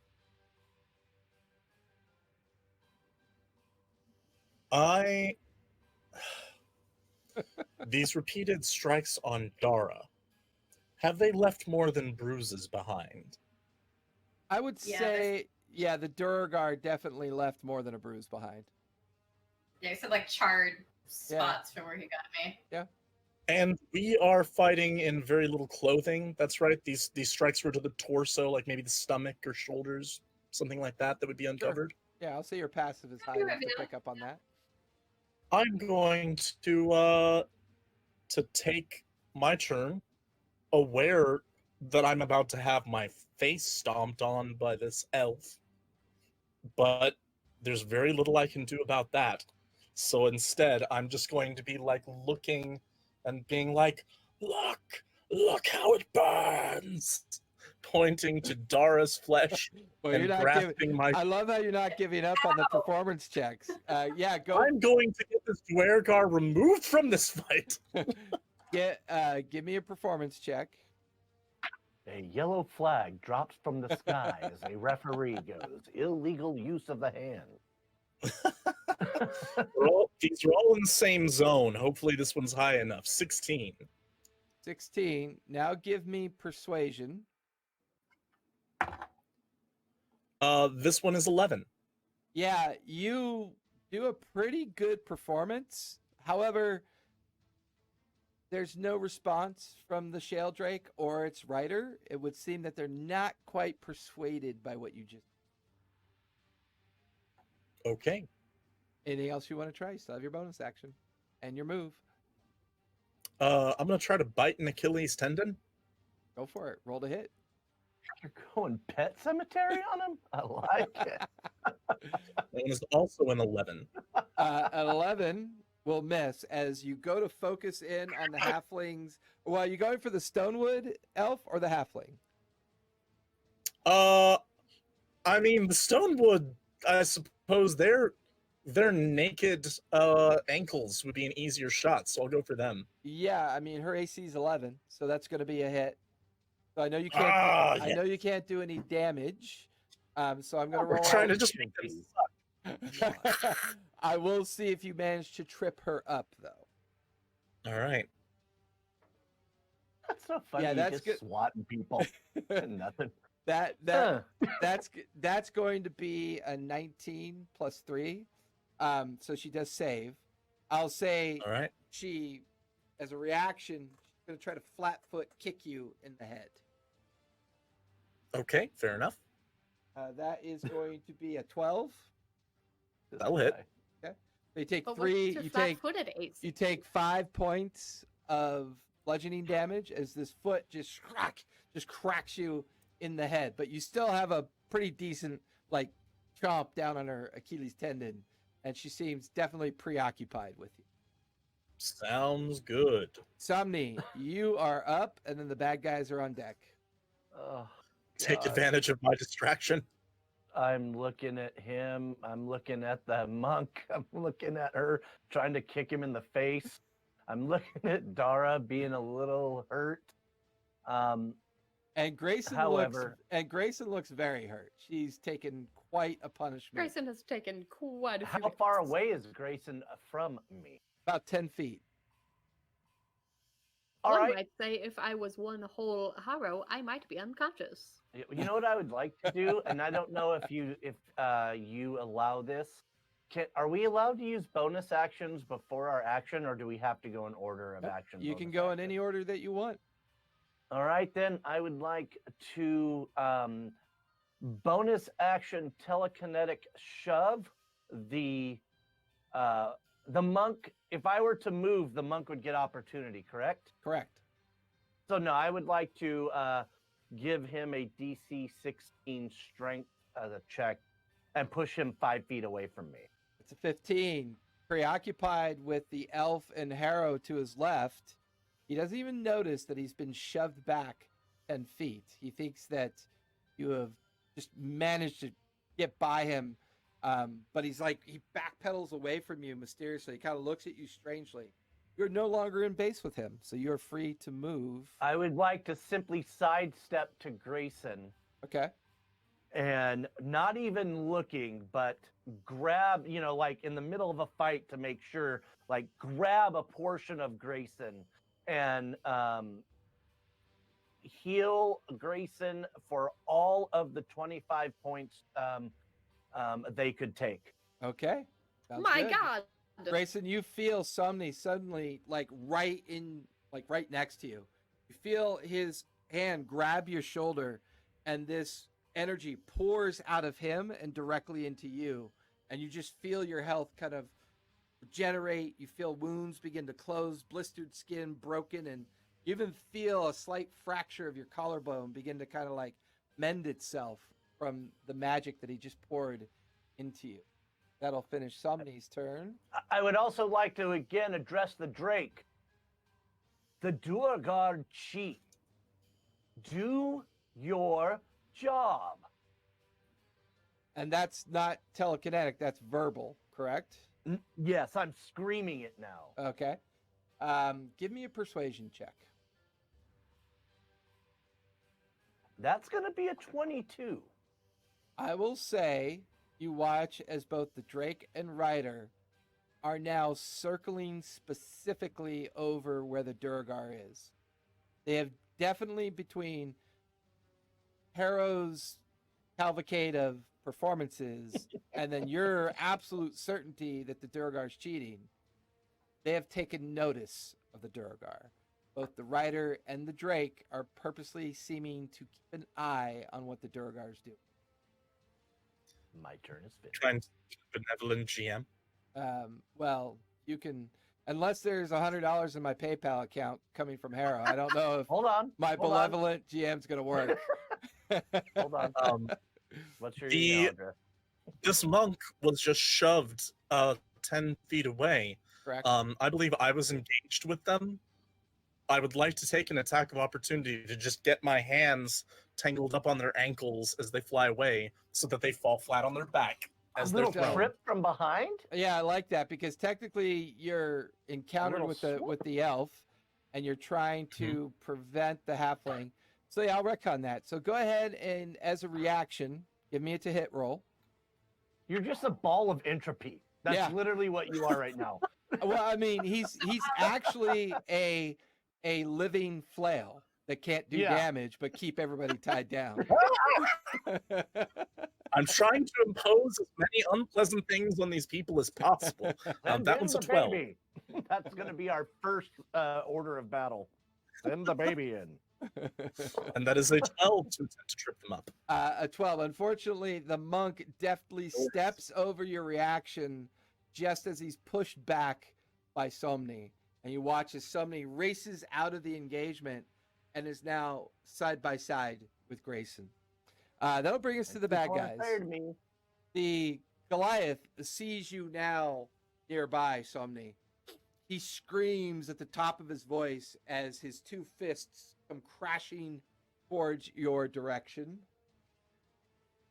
That is fair. That's going to be a 24. Nope. Yeah. And oddly enough, that's going to be a 14. Yeah. So yeah, the first one's gonna hit. for Okay, sure. that first one is going to be 8 points of bludgeoning damage as you feel that fist just connect and bone and skin just bruise and begin to tear from the strike. Yeah. He is going to attempt. No, he wouldn't do that. So that'll finish the Goliath's turn because he is no longer using particular effect, so he cannot do that. The Durgar, strangely enough, kind of glances up briefly. His head kind of tilts up. And as his fist comes towards you, Daria, there doesn't seem to be any kind of energy coalescing around it as a regular strike is coming in your... Going to be a 14. That will hit. That's going to be 6 points of bludgeoning damage as he catches you right in the stomach. And he goes, "Ah, you fucking bastards. Crying like a bunch of fucking babies, are ya?" And will continue to do so. Haro, the halfling jumps up to its feet and races towards the other altercation. But because he is, he's already on his feet, but he kind of like reasserts himself, goes launching himself in Somni's direction. Somni, out of the corner of your eye, you see the halfling, a blur, launch himself directly into you. Natural 20. I'm rolling a lot of natural 20s today. Just waiting for a tree with spiders next. That's my county. That was my 1 damage point indicator. You take 5 points of bludgeoning damage. I need a con save, please. All right, Constitution. That's one of my real strengths here. Actually, that's I will say though, you can see it in the campaign. It's a 20. Nice. You feel as if that strike was meant to like get a nerve point at your back as he once again tried to stun you. Looks back at you, confused as to why none of these strikes are working, and seems frustrated. Harrow, the Stonewood Elf has had enough of you, and she immediately attempts to grapple you. So Hey, this is actually a turn where good I'm thing. This is Embrace actually- it. So this is actually a good thing for you. So you can either use athletics or acrobatics. It's up to you. Because of my background, I technically have I'm technically competent at athletics with a 2, so let's go. Go for it. Oh, but that's a 6. Yeah, she rolled an 11 plus 2 for 13. So All right. she gets on the ground with you, has you grappled, and she begins to slide her arm underneath your chin, and you begin to feel your air passage close off as that will finish her turn. That means they've all 4 gone. Dara, you're up, and Grayson, you're on deck. Okay. How far away am I from Harrow right now? So Harrow is 10 feet off to your left. The Okay. Halfling, Somni, Grayson, the Goliath, and the Durgar, and you are all engaged with each other at this point. Just this mass of Okay. hands, legs, fists, cussing and yelling at each other at this point. She's gonna go big damn hero and just take the opportunity attacks and run over and try to get this elf off of Harrow. You break away from the Durgar who's in base with you. You watch as his fist swings harmlessly past you as you manage to disengage and make your way over towards Harrow is. They're both considered prone at this point because she's gotten and grappled him on the ground and is attempting, from what you could tell, trying to choke him out at this point, collapse his windpipe. You kind of slide up to where she is. What do you want to do? I'm not sure constructively how to do this. I want to get her arm off of him and punch her. So you want to grapple her, which is an action if you want to get her arm off. But you wouldn't be able to punch her because, well, I'll say, you know what? This is what I'll do. So even with my extra attack? Well, yeah, because so here's the thing: an action. Oh, I have to take the attack. Right. Yeah. So technically, grappling is an action, but I like how we've been playing the bonus action with the no bonus strike. So if you want to get her arm off, we'll call that grappling. So you can use either athletics or acrobatics, whichever you prefer. Actually better with the acrobatics. Okay. Well, that is a 18. 18, nice. You manage to peel her arm off, and you've got a good grip on her arm, and you're kind of like trying to drag her up into your face. And as you do, it gives you an opportunity to kind of like backhand slap into her face. But go ahead and give me another attack roll, no bonuses. If it hits, can I like grab her arm and then like try to break her arm for the damage? We'll say you have her grappled, so we'll see. We'll see how this goes. That is a 13. 13, yeah, you've got her grappled around the arm. You've peeled her away from Harrow, and you kind of like smacked her, and you're holding her arm up so it's like in a weird position like this, and you can hear the bone in the socket making that squishy noise like you're trying to yank it out of the shoulder joint, but she's kind of resisting at the same time. So you've got her, and she's no longer trying to choke out Harrow. So that was good. Okay. That'll be Grayson. You are up, and then we'll be at the top of the 5th round. Well, let's go ahead and capitalize on this now, shall we? As Dara took the basically exact same actions I was planning on doing, but probably did them way better than I'm going to. I'm going to run over to where Harrow and everybody is in this, conjunction here. Okay. And she's got her like chicken wings. So you're heading over in that direction? Yes. So you're going to be okay with taking the opportunity attack? Yep. Okay. Fair enough. The Goliath swings at you, does hit you, doing 6 points of bludgeoning damage as you make your way out of the engagement. Somni, you watch as Grayson has taken this new health that you've poured into her and is now heading back over to where you're watching now that it's going to be 3-on-1 over there as you begin to try to calculate how you're taking on these 3 on your 1. But you watch as Grayson is making a beeline over to where Harrow and Dara are. So Grayson, you make it over there. Take a kind of a ham-handed fist from the Goliath, and kind of like knocking you. Run. Punch her shoulder to try to knock it out of socket. Yeah, give me an attack roll. We'll see how this goes. Do I have advantage because she's grappled? Yes, you do.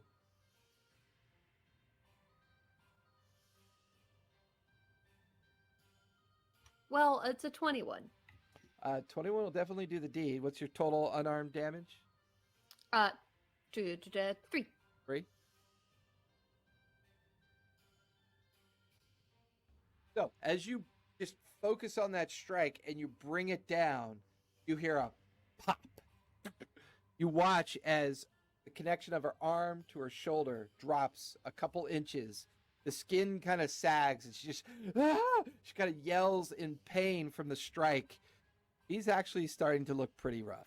He's in dire straits at this point. So that'll finish your turn, unless you have a bonus action you want to use for anything. Bonus action, hype up crowd. Are thee not entertained? Give me a performance check. Why not? Good. Maybe somebody will throw us a dagger. 18. Yeah, you watch as with the three of you now surrounding this Stonewood elf, and they're watching you just take her apart piecemeal. The crowd just just like roars in response to your encouragement. And you've got her like grappled. The arm pops out. You're just like, like that. All right, so that brings us I've been to, there, so like I feel you, girl. That'll bring us to the top of the 5th round, or no, the top of the 6th round, I believe. Yes. With that, Paro, you are up, and then Somni, you're on deck. Oh boy, I don't know. I'm running out of dirty tricks here. Just roll. I mean, I I'm going to attempt to restrain this elf for further onslaught from the people dismantling her. Okay, chat. Let's see if you can continue to hold her in that grapple. I'm gonna try to be a monkey and like just scratching and clawing at eyes and stuff. All right. And that's an athletics or Up to you, athletics or acrobatics. definitely athletics. In that case, 15. Yeah, you've got her firmly grappled by the leg and ankle. She's not going anywhere. Grayson has her grappled by the arm. Yeah, it's looking rough for her right now. Okay. So finish your And turn. just shouting and screaming like a wild animal. Somni, as you stand amongst the Durgar, the Goliath, and the Halfling, of the three, the Halfling looks the worst. The Goliath has taken some damage, but looks very much into the fight. And the Durgar looks like he's taken it as much as he's given it out. But this is your comfort level. This is what it means to be a Templar. When you're in a position of perceived weakness, which causes you to focus, think about everything that has brought you to this point. And these three look at you with such hate and vitriol and disdain. The Goliath lost in a deep, concentrated, raging, frothing at the mouth. What would you like to do? I'd like to bitch slap the halfling twice. Go for it. All right. So, God, I really want to run over and just curb stomp the elf. Why not? All right. So, well, I'll take that natural 20 for a 26 on the first unarmed strike on the halfling. Nice. Go for it. Go ahead and do your And then second that's strike. 17. Oh, but can I roll with advantage? No, it's not advantage. So, Okay. Natural 20 for a 26 and a 17. Add up the damage, my friend. So that's going to be doubling. That's just going to be 8, 12. So 12 points. 12 points of total damage. Yeah, 12 total for the halfling. As you eye the Goliath and Durgar as they set up to calculate how best to come at you, fast as you can move, you bring your elbow down into the chin of the halfling. You watch as its chin shatters, its teeth coming out, its gum line tearing apart, and his lower jaw just hanging there. Your second strike, flat palming him right in the eye, and you hear a popping noise as you rupture his eye and crack his eye socket. He is barely standing. He looks very rough. He's like got blood pouring out of his mouth. He's using his free hand to try to push the remains of his eye back into his socket, and he's kind of like stumbling and like wobbling directly in front of you. I'd like to telekinetic shove his face with my hands. Okay, DC 16, right? Yep. Gonna be a 13. Lucky Yeah. 13. You Yeah, watch. I want to just. Yeah, he's wobbly, and you shove him, and it just collapses to the ground, and he's trying to get up, and he's still alive. He's still got some juice left in those batteries, but not much. As the blood begins to pool on the ground, that shove, however, prevented him from putting his eye back into its socket, and you watch the meaty remnants of the eye kind of roll away from where he kind of lands on the sand. He's now prone on the ground from that shove. Yield or I shall slay you. Give me a deception really quick. And are you saying that to him? I am, in fact. Okay. Deception 15? Okay, you're still good there. Give me a persuasion check. May I use intimidation, or would you like persuasion? Considering that the outcome here is to the death, the intimidation is kind of like a foregone conclusion. Your attempt to persuade him would be probably more in alignment with your concern as to whether or not you're truly ready to kill this. All right, so it's a 10. 10. Right down the middle. You can hear is like he could barely respond to you, but he chooses to respond to you. And like a gurgle, you can see the blood pouring out his mouth as he kind of leans up from the ground and kind of looks back at you, and he goes, I really appreciate that. You watch his blood and phlegm come out. But the foregone conclusion, my friend, we are all but puppets this day. And that will be the response that you get from him. And that'll be the end of your turn. It is the bad guys are up. We'll start with the Goliath, seeing the individual that he's been near and with, and whether or not it's a friend or not is irrelevant. You have two massive attacks coming at you, Somni. Mm-hmm. That's a song. The first one is a 27. Yep. And the second one is a natural 20. Everybody see this dice right here? This is my new pet dice. This has rolled 4 natural 20s today. This one is the white, or is the silver snitch. At the gold I don't snitch. think you should use that one Wait, anymore. so Snitch. the weighted die, is that what you're saying? Yeah, I think so. Yeah. If I had a glass of water, I'd prove it. Viciously, I don't have it. I'm just glad you don't I only have a bottle of water. use that when you're sitting right there, so I'm pretty happy about that. So, Somni, you will take a total of 12 points of bludgeoning damage as the geez. Goliath takes a series of hammer blows into your chest and your neck-like area, where it's just blindingly raging, going towards you. That will finish Neck-like? the Goliath's turn. The Durgar.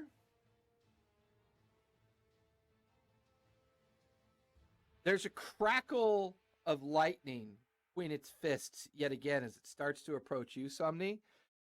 For you, it's almost a blur as you watch this drake come out of nowhere. Its massive head coming down between you and the Goliath, both of you getting pushed back from each other by about 10 feet.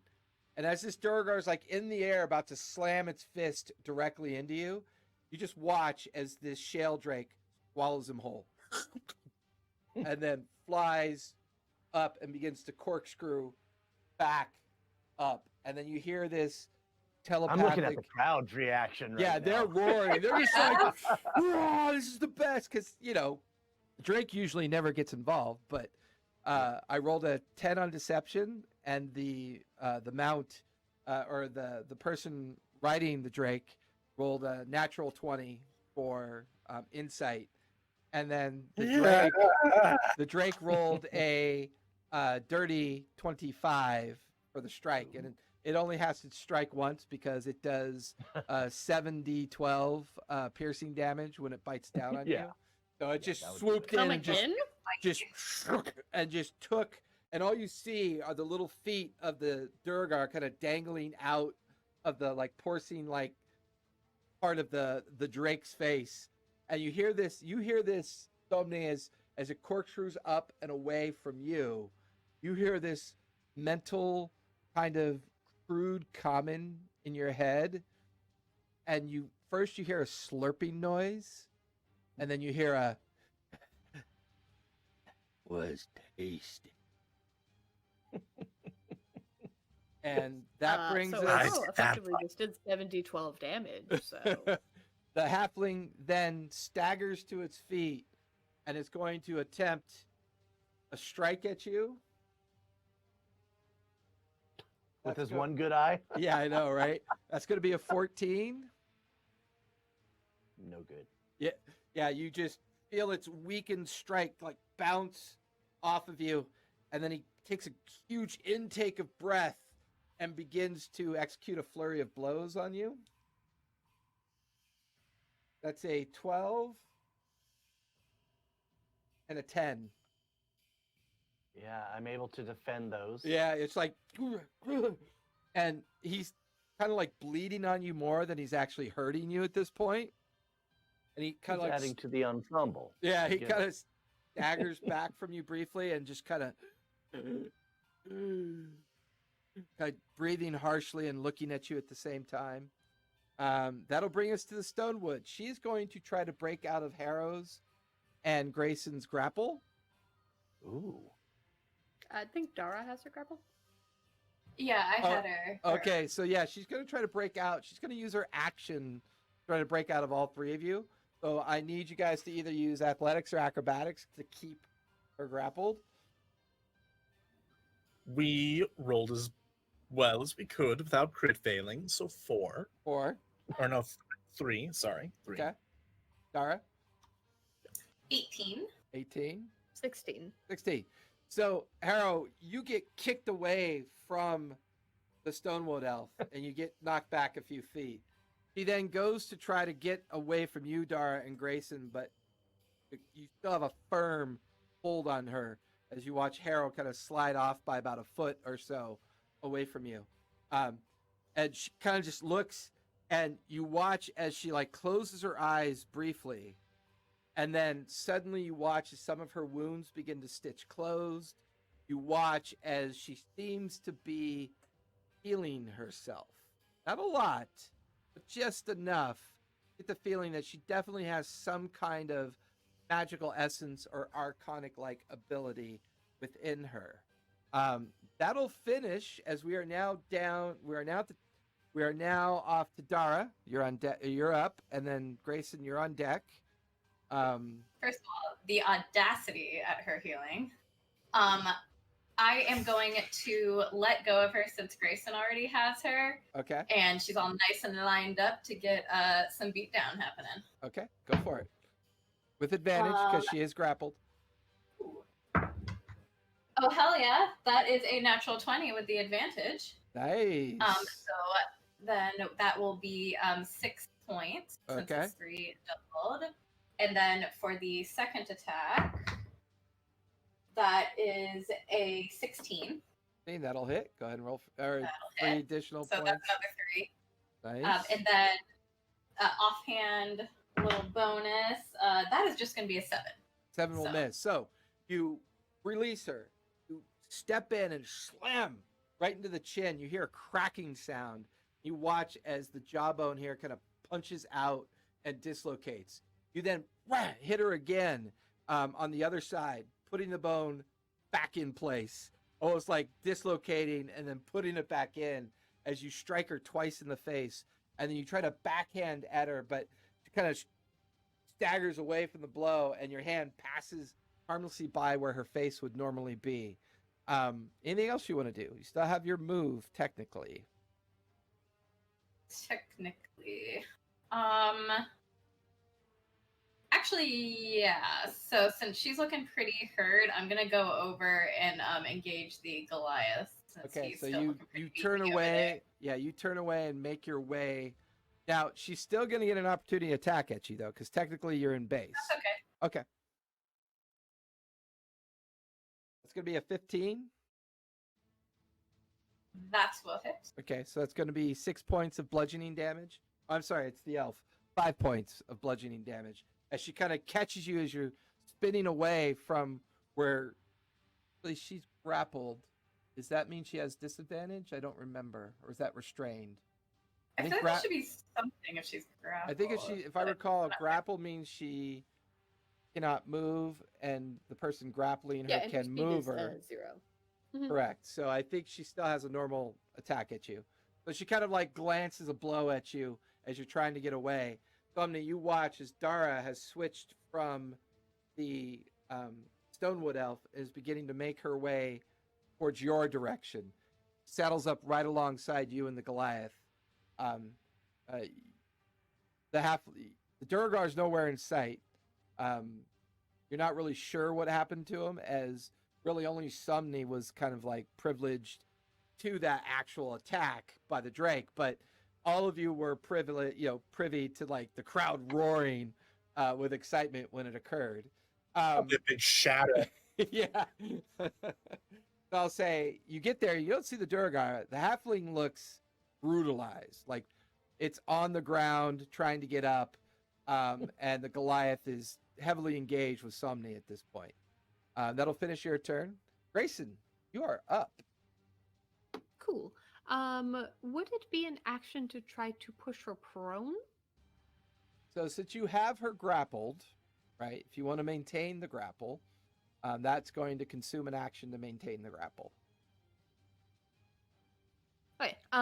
Instead of maintaining the grapple, I would like to turn her around facing me Okay. and just say, I don't believe I gave you permission to run. And try to smash her face on my knee. Go for it. Give me an attack roll. Muay Thai plum.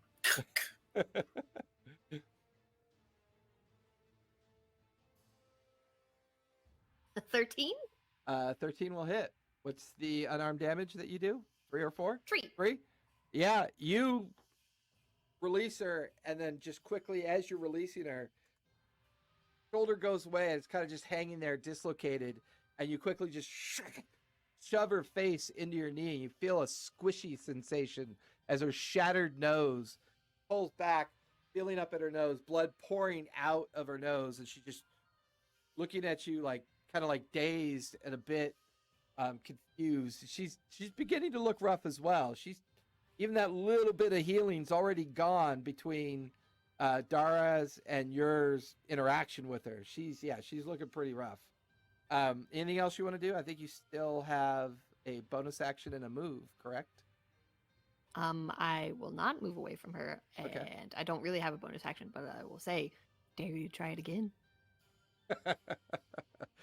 She like wipes the blood from her mouth and nose and just kind of sneers it. All right, that'll bring us to the top of the 7th round. God, this was a long combat. Unarmed combats can be very long. And that brings us to Harrow. You're up, and then Somni, you're on deck. Now, I don't suppose that the Drake has dropped anything useful, like a Duergar femur I could use as a bludgeoning instrument. As far as you can tell, it looks like he was swallowed whole. All right, fair enough. Not even a shoelace to use as a garrote. Damn. In lieu of that, I am going to try to just leap up onto the elf, grab a hold of the horribly dislocated arm, and yank down to the ground. You are just a gremlin. So we'll call it another grapple check. So go ahead and All right. Yep. That one's a 12. Okay. We're rolling very much in the middle range. She rolled an 11. I will say Wobble arm yank. your action was to grapple her. Your bonus action was to yank, and you're trying to pull on that, but I'm going to give her a con save. So go ahead and give me a strength check. Which is a straight roll, but I get a 17. Her con save was a 5. Grayson, as you're standing there, you watch as Harrow jumps up, just kind of like leeches onto her, and then while grappling her, he kind of spins away, pulling on her arm, and you watch as it tears away from her body. The flesh just rips. You see the bone getting pulled with tendons and everything. Blood is beginning to spray. She like grabs her arm, The crowd is beside itself. They're You just on went their horror movie on her? they're- Now I have a weapon. They- I they thought I are- did a cool thing, but here we are. They are on their This feet. guy's the one that rips the arm off and beats you with it. Right, there's like ankle biting and arm ripping and Yeah. like God. It's just Dan. It's not Yeah. even Harrow. and- It's just Dan. And the funny thing, this Stonewood elf is not really all that dissimilar in Harrow's physique, with one exception. You know, she has a slightly higher strength, and that's why she's able to do damage. And she's missing an arm. Well, now she's missing an arm. Or is it just longer now? No, She it's has been- more reach. He managed to just rip it away It's a because it reach was. weapon now. 10 Yeah. Oh, feet. she's done. She's finished. All right. It feels like I've bleeding never out. seen an arm get ripped off and continue the fight unless they're high on Just a meth. flesh Yeah. wound. I've never seen an arm get ripped off. Yeah. Period. Yeah. She's desperate. At least she knows she's not grappled anymore. Although she I guess she that's looks true. very rough. And Haro is holding an arm that looks to be her arm. She just looks where she's holding the bloody stump, confused and very much barely on her feet at this point. I'm free. So that'll finish I'm your turn, free. Haro. Somni, you're up. Dara How is to close your is left. the one-armed elf from me? She's a solid 10 feet away. You'd have to disengage from the Goliath Nah. to reach her. And All right, let's try it this way then. okay. I'm gonna look down at the, I believe, The halfling. somewhat the halfling. The gods shall be returning, and I'm going to send you to them now. And I will attack once to see what happens. Okay, that's with advantage because he is prone from your telekinetic push. All right. So that's going to be with the advantage. I rolled total a 19 and a 12. So yeah, that'll definitely hit. And what's your unarmed damage? 4 total. Or yeah, you actually bring the heel of your foot down the back of the base of his neck. You hear this crunch and cracking sound. The way he was positioned, his entire head now turns and faces you 180 as you sever his spine, causing his head to turn around, and you just hear this, and he lies still, seemingly dead or maybe unconscious. Hard to tell. Yeah, you see no glory, no victory cry, scowl, more of a disappointment on the face of Somni. Okay. He will then disengage and go try to punch the elf where her arm used to be.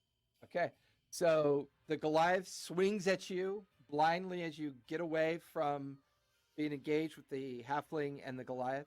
You Yeah. easily dodge the glancing shot at you, and you sprint over to where Haro and Grayson are dealing with this Stonewood elf.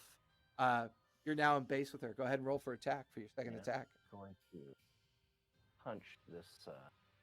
That's awesome. You know when your die is on a 1 and then it flips over to a 19 for a 25? We'll take that. Doing 4 more points of damage to her. You manage to strike right in the area where her severed skin and socket are exposed. She recoils from the strike and she seems dazed. She's barely on her feet at this point. She's looking very rough. That'll finish. All I will do. Yep, that'll finish Somni's turn. The bad guys will go. Dara, it's you and the Goliath. He is actually, you watch as even in his blindingly raged state, he looks past you just ever so briefly, looks down at the battered remains of the halfling, looks at you and just kind of goes, fuck it. And he just comes racing directly into you, his head down, both fists in front of him, as he's just going to just come right at you. Ooh. That's going to be a 12. Oh, that will not hit me. Okay. Finally. And a 14. That will. Okay. So as he comes at you, just does a blind strike with his fist. It goes right by your face as you go like that. And then you watch as his second comes in at you, glancing for 6 points of bludgeoning damage off your chin, and just like, ugh. And then you watch as he just looks at you and he goes, "This be the fates. Let them be." And he takes another deep breath, and he's just gonna just take 2 more hammer fists at you. Oh. It's gonna be a 17 and Yep. a 15. I'm rolling real Yep. low on these. That's going to be 12 points total of bludgeoning damage as he just. And I'll say, you recognize reckless nature when you see it. So if you attack him, you'll have advantage. Okay. All right. So I'll finish the Goliath.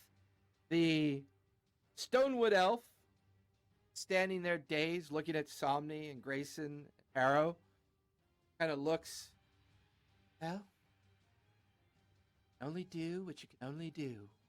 And she begins to form a fireball between her hands. She's about to cast it into the ground at her feet.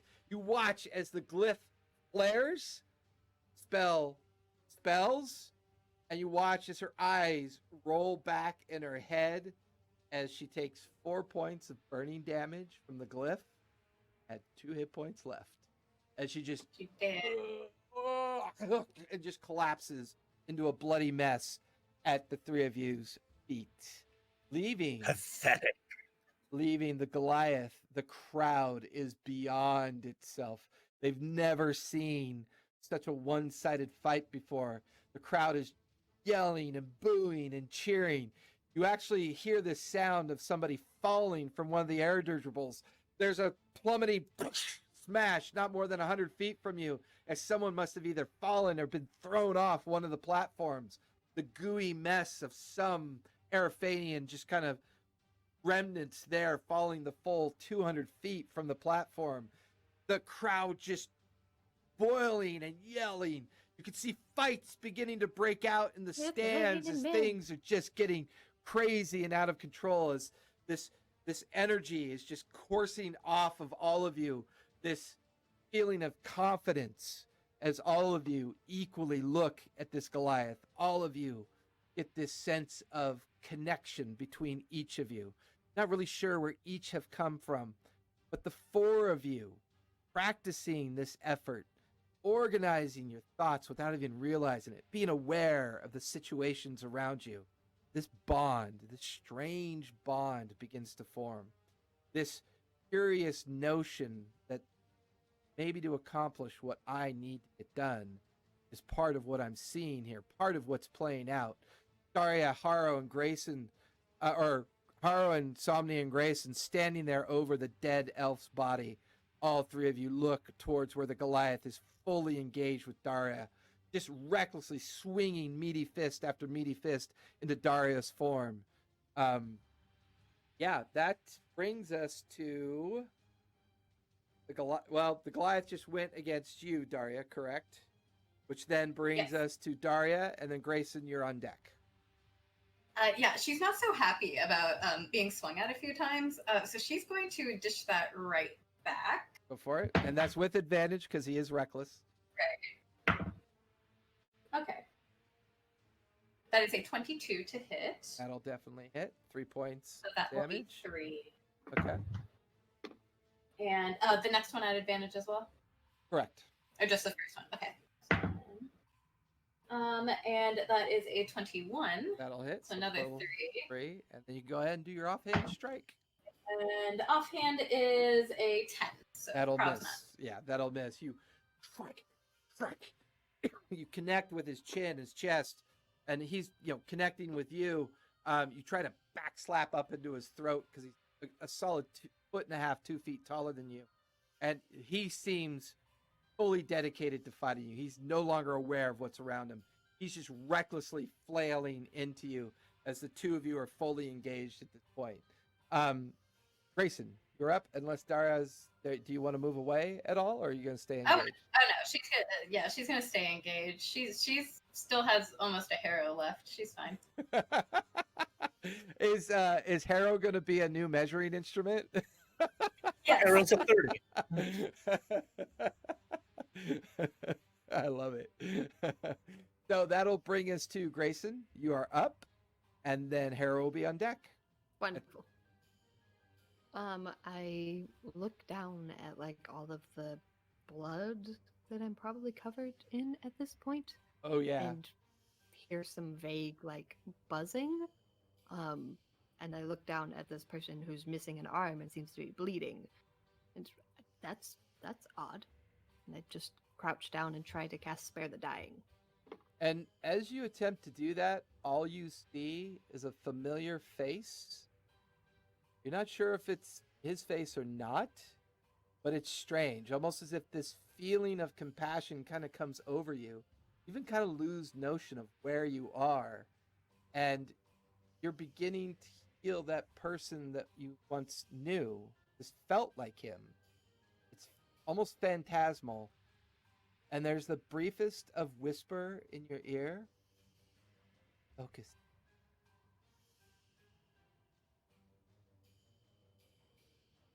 Were you guys able to hear that?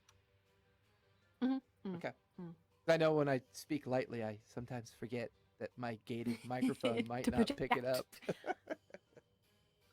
Does my Spare the Dying go through? It does not. Okay. And the glyph on your shoulder begins to burn and take 3 points of burning damage. Okay. And I just stand up and try to reassess the situation. As you stand up, you look over to see Dara and the Goliath fully engaged, great fists coming down on top of each other. Somni and Harrow stand either side of you, looking at the Goliath. Their next move seems quite expectant, especially Somni, who's very transfixed on making his way over to where the Goliath has fully engaged Dara.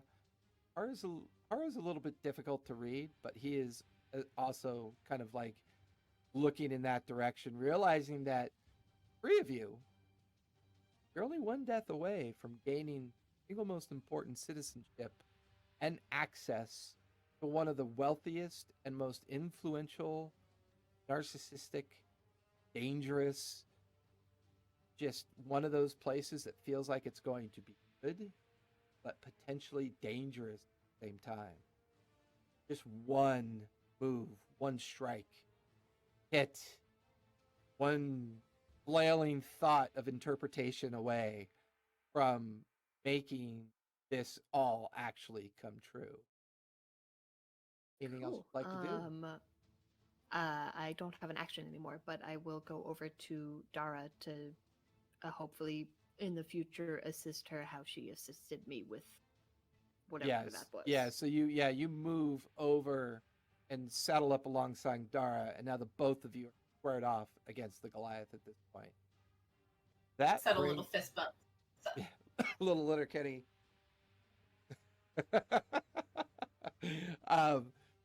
That brings us to the top, the 8th round. Yes, folks, it's only been 48 seconds, if you can believe that. Top of the 8th round. Harrow, you are up. Somni, you're on deck. I am going to try to splatter fresh blood from this arm all over this person's face as a horrifying distraction.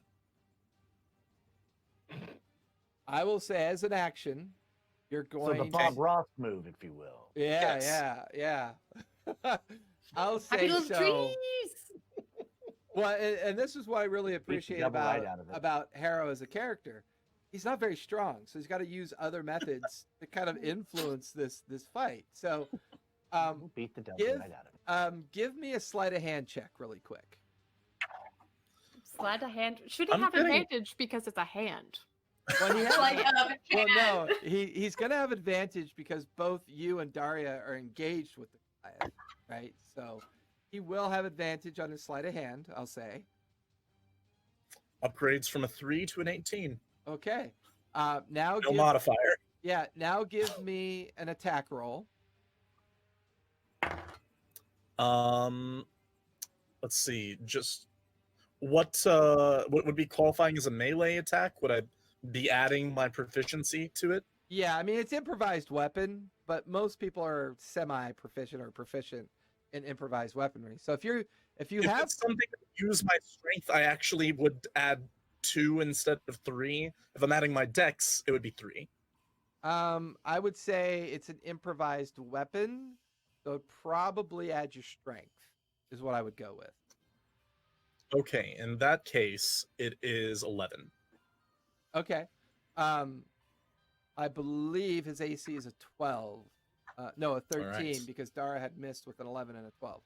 I have the other screen up. And, yeah. Okay. So that'll miss. But I'll say he's sprayed with the ichor and skin and remnants of the fluid that was like inside of this arm. It just kind of makes him look a little bit more terrifying. And yep, hopefully the crowd loves it. It's almost I mean, as I if would argue that you're proficient in slapstick, but you know. You should Slap put that R. as additional Slap R. skills as a custom skill for sure. Pratfalls and slapstick and baby fighting. So, Grayson and Daria and Harrow, you are all now engaged with the Goliath. Somni, you're still standing over the still form of the elf. What would you like to do? Be sad for a moment that this is the state of the world that one must fight in order to simply be able to be a part of something. And then I'm going to rush over and beat the shit out of the Goliath. So The duality of we'll lament it later. the duality of what the juxtaposed world provides. All right. So you go said with for it. advantage, Yeah, correct? with advantage because you guys all have him fully surrounded at this point. Yeah. So that's going to be a 13 13 will hit. and a 16. Yep, both will hit. That's how much damage unarmed? 8. 8 total. You guys watch as Somni comes just flying into the Goliath, bringing in 2 massive strikes to its chest and neck, just taking advantage of where he can get those strikes in. He's still on his feet. I mean, he's taken a punishment, but I will say all of you equally begin to understand that this person here is probably the toughest opponent of the 4. And in his raging state, you feel like you should have been doing more damage, but looking and calculating, he's clearly shrugging off quite a bit of this damage from the state that he's in. Yeah. I'm then going to go to all 4s behind him because that's where I was punching him from. Okay. And use your skill set to knock him down, Hara. Fine. All right, I so literally am doing the middle school on all 4s behind the tall kid. and with that will bring you to a prone position behind the Goliath. Yes. It's the Very Goliath's turn. He's still very much focused on Dara. Dara, there are 2 more reckless attacks coming towards you. Figured. That's a 23 Yes. and a 21. We'll take 10 Yes. points of bludgeoning damage from this Goliath as he just his insistence on focusing on you seems very much the intent. So that'll bring us to Dara. You're up, and then Grayson, you're on deck. I'm gonna hit him back. Go for it. With advantage, because he is reckless. Oh heck yeah! That would be another natural 20 with on the advantage. That's So 6. that'd be 6. Okay, go for it. Next strike. 17 That'll hit. to hit. 3. Another 3, and then straight roll through. That is a 4. Those never Or go that- so yeah, well. that'll miss. And as a reaction, he's going to like see that weak backhanded blow, and he's going to attempt to headbutt you. Ooh, okay. That's going to be a 17. Yep. That'll be 5 points of bludgeoning damage as his head comes crashing down into your chin and partially into your chest. Okay. That will finish Give your him a turn, hit. unless you want to move. No, I'm not moving. Okay. Grayson, you are up, and then Harrow, you'll be on deck as we are about to almost start the 9th round. Dara's gonna like look over at Grayson and be like, please. Yeah, Dara's looking pretty rough. She's been Bird. in this. Yeah, she's been in this fight for a while, and she's been toe to toe with this Goliath for a bit, and he is recklessly just tearing into her the whole time. She's getting her butt kicked by this Goliath. Cool. Last time I did something like this, it kind of made my brain hurt, but it kind of seems worth it. So, Okay. I'll cast Cure Wounds Okay, go At for it. 3rd level.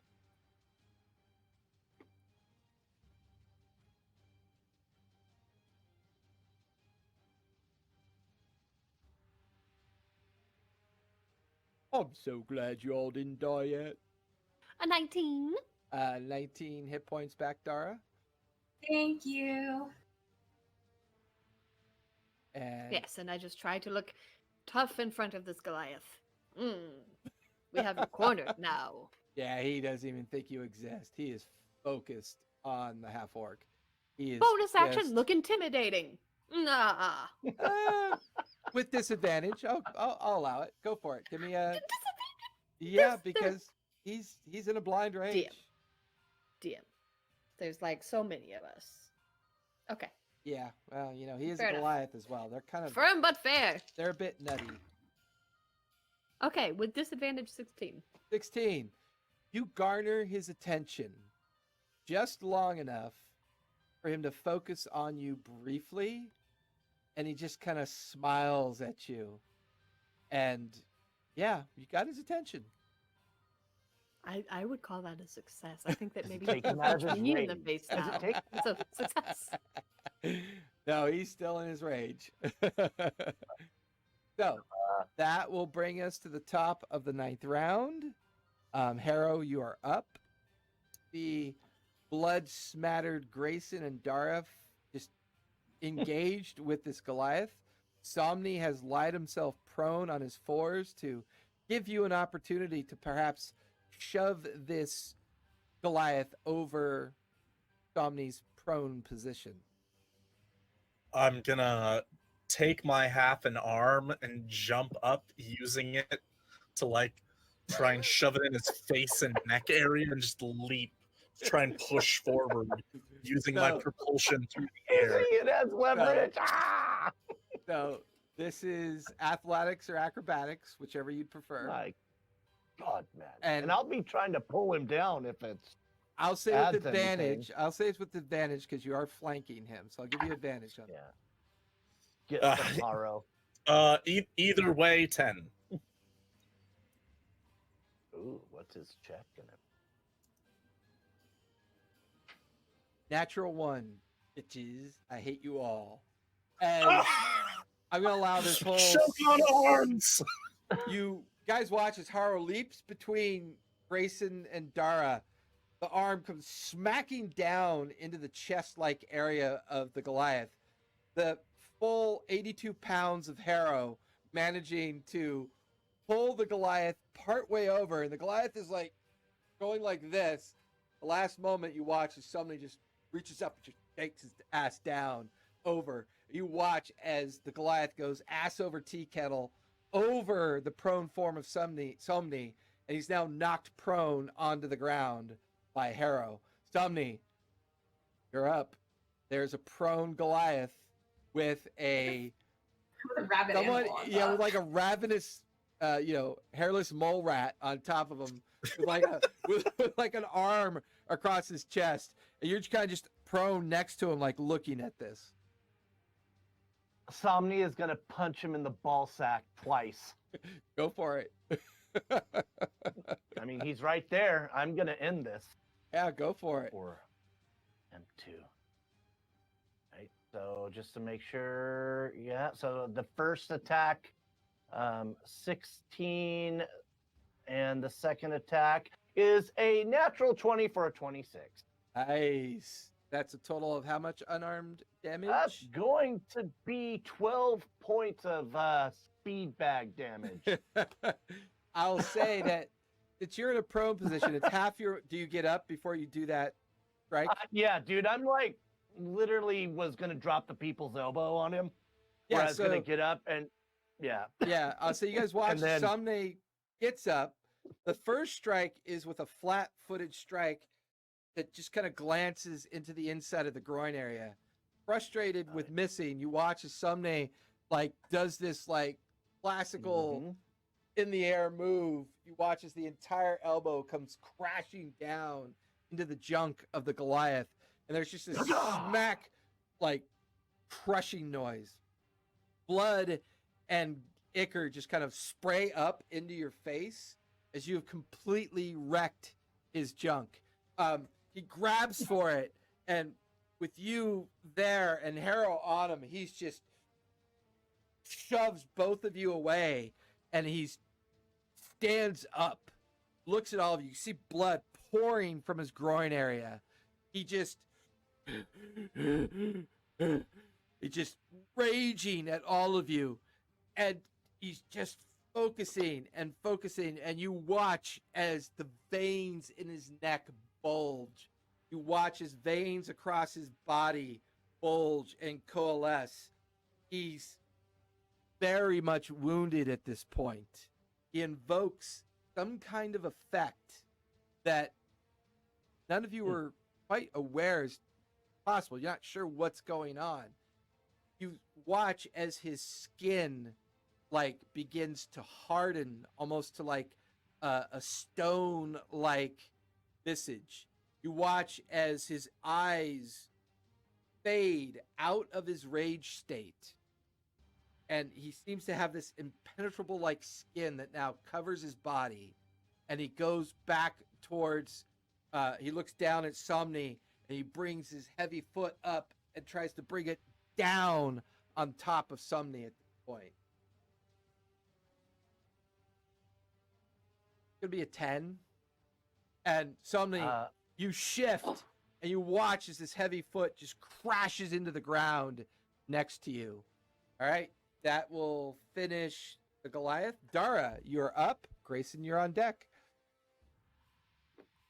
Okay. Fair. And with Not that, sh- and before we go to you, Dara, sorry, Somni and Harrow, neither of you are prone, as you know the Goliath shoved you off and stood up. As you know, his move is he went from prone to standing up. Since neither one of you grappled him, he was able to just stand up and be in base with you. So Somni and Harrow and the Goliath are still in base with each other. Dara, you're a few feet off to one side. Grayson, you're a few feet off to the one side. So for all intents and purposes, it's still a swirling melee. We're kind of all engaged with each other. But the skin effect is very strange. It's almost like an act of desperation. Up to that point, he was looking pretty rough. Like, Can very we rough. insight for arcane or innate? I'll say, with your background, Somni, you recognize this is more of an effect of his physical self and not a magical effect. You don't get the feeling this is a magical effect at all. There's something about him that allowed him to, because this is it's almost like a form of what you're capable of, but in a different way. So Dara, you are up, and Grayson, you're on deck. Okay. So acknowledging this is weird, but still wanting to see what it does because I'm not sure what he's doing with this whole skin. I'm going to try to hit him again. Okay, go for it. See what happens. That will be a 17 to hit. 17. You reach back and you punch right at him. You feel your hand just glance right off of him. You Okay, feel your I had a feeling. knuckles. You feel your knuckles partially tear open as you take 2 points of bludgeoning damage as you strike Ow. him. Okay. I'm going to see if I can do it sneaky Okay. We'll see how this goes. It's not a spell, but I've been hesitant to use it because it is magic. Okay. I want to activate a crimson. Well, first of all, are my fists, because I'm attacking with them, considered a weapon? Yeah, for the sake of this event, sure. I'm okay with that. Okay. I can do an extra 1d6 radiant damage if I take 1d6 damage as a bonus action. And, So I imbue my weapon to strike an extra 1d6. gotcha. radiant. So So I'm gonna try to hit him again and do that. if you're gonna do that, I need a deception check to see if Okay. anyone notices what you're doing. Oh gosh. We'll see how this goes. That is an 11. Okay. Okay. All right. Go ahead. Roll to attack. Okay. That'll be that is a 19 to attack. 19 is his new armor class as you bring your next fist and strike him straight in the sternum. He seems shocked that you're able to do that. Yeah, roll for damage. Okay. So the radiant is 5. Okay. I don't know if you're counting the other 3, and then I'm going to take 4 damage for doing that. As you strike, you watch as the essence of your strike kind of cracks and begins to peel at some of the skin that has gone from flesh to stone.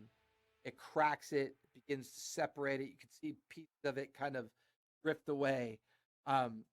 Unlike in his rage state, he clearly felt the full force of that bludgeoning strike, and he kind of wobbles back from it. His skin still stays stone, but no longer in that rage state. All 4 of you notice a bit of that look of concern on his face, that maybe this is not going to go in the direction that he is hoping for. A little bit of desperation and a little bit of fear in there as well. So that will bring us to Grayson. You are up. What would you like to do? Okay. Let's get weird. He has been Let's- described as Let's get foaming at the weird. mouth, etc., making lots of noises, etc. I don't think that I can hit him effectively with this stone skin. And Right, you never mechanically, I know. don't think I can hit him effectively because I don't have a good bonus. But I'm going to rush him. Well, that's what I'm saying. Like, it's clearly very visible. You described it. I am going to run at him and try to shove my arm in his mouth. Okay, so give me an attack. Cool. Give me an attack roll. Cool. Gonna go great. 21. Holy buckets, that's gonna hit. Cool. And what's your unarmed damage? 3. Yeah, he had 2 I hit- mostly just want to try to make him choke on my arm. Yeah, he had 2 hit points left. You watch as Grayson's hand disappears down the throat of this Goliath. You feel something round and squishy. You instinctively grab onto it and you rip it out. You rip out its windpipe and part of its tongue, throwing it onto the ground. His head cocked back, staring up, eyes roll back into the top of his head as he just kind of keels over and just in a limp form falls on the ground, blood pouring from his mouth. The crowd is beside itself. Never has it seen anything like this. All of you feel the heavy shadow of the Drake getting lower and lower and lower. You watch as the Drake lands, the ground literally shaking nearby. It lands on the Sure ground. fall. You watch as the mounted rider gets off the back of the Drake, goes and pulls the helmet off, and as she looks at each and one of you walking in your direction, just puts up a hand like this, and instantly, crowd falls silent all through stand. There's, in the awkward silence of doing that, just behind her, you watch as another Araphanian must have fallen off of somewhere, plunges and strikes the ground not more than 15 feet behind her. Watch as the shale drake lifts its massive head, sniffs at the corpse, and just kind of slurps it up, swallows it whole, and goes back to its head coiled underneath its wing. The crowd falling silent. This female Araphanian form standing in front of you.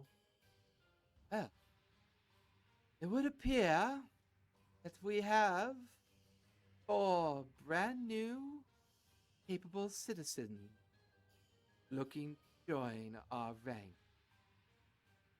Kneel, please, if you will. Take the Titan's Fall oath. I have never been so thankful for my mask as I internally just under it just like sneer as I have to do as she says and kneel. Okay. He looks from Haro to you, Dara. Yeah, Dara's gonna kneel. From Dara to Grayson. Gross? Kneel, Oh, we're Grayson. kneeling now. Yes. Watches Haro, Dara, and Grayson kneel. There's an arched grayed eyebrow on her face. Looks at you, Somni. Somni. Somni at first straightens up, puffing out his chest. A mere moment after, in a flourish that looks practiced and precise, he takes a knee as if he was in court. She looks from each one of you, comes over to you, Haro, places her hand on the top of your head, mumbles a few words. You feel the glyph in your shoulder peel away and fall away. And then she moves from you to Dara, to Grayson, to Somni. Move the glyph, prevents you utilization abilities, spells. And then she stands in front of the 4 of you, and she goes like this and like this, as another 30 contestants that survived the day come in and surround you as well. All of them not quite recovered from their wounds, either missing an eye or a tooth. Araphanians mixed with Drow and Stonewood elves and orcs and half-orcs. You see a Goliath as the mix, an eclectic match of all of these individuals from all across Arafan are now standing here.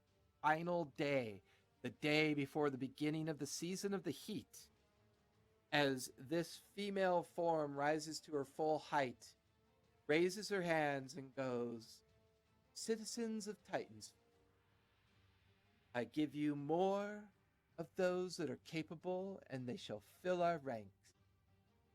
And I assure all of you, this season we will drive Soot into the ground. We will rip his head from his dwarven body, and Titans fall. And we will have our vengeance, and we will conclude this war. Because if these are the citizens that continue to offer themselves and their oaths to this city and our great power that is growing even more under the Master Abernathy and his many seeking his guidance and understanding of what it's going to take to finally make this the year that we defeat Soot and bring this bloody war to an end. And with that, she goes, to all of you that survived this day, I bowed. There's a great cheer coming from the crowd all around you. These knowing glances from the other competitors. Across the Colosseum, you watch as these two steel doors begin to arc open. And she looks at all of you and goes, welcome all of you. The greatest city in the world. Titans Fall. And that's where we're going to finish tonight, folks. OMG. That was a thing. Well, and I'm not gonna lie, when I looked at Harrow's sheet, off and on the course of the last few days, right? Yeah. And then I looked at Somni's and Dar's and Grayson's. I'm like, holy shit, what the F is Harrow gonna do to like contribute to this? It was so good, though. And it was like there were so few things that you could actually do. So I was like, dude, watching that play out, that was awesome. You all four did great. That was really cool the way you guys. He's the Ally McBeal baby of role playing games. Yeah, like that was awesome. So we will meet again next Friday from 7 to 10. And as always, please visit the About section of our Twitch. Come and visit, come and join, subscribe. Come and have a great time over at our Discord. Watch our shows. We've got a lot more future content and shows coming this year. And we really want to take the time to thank all of you for joining us, who joined us. If you miss any part of this, it will be up on YouTube next week for you to watch at your leisure. So I hope everybody had a great time. I hope we all had fun. And please, everybody, stay safe, be kind, and by the way, don't forget, play a game. See you, everybody. Thank you.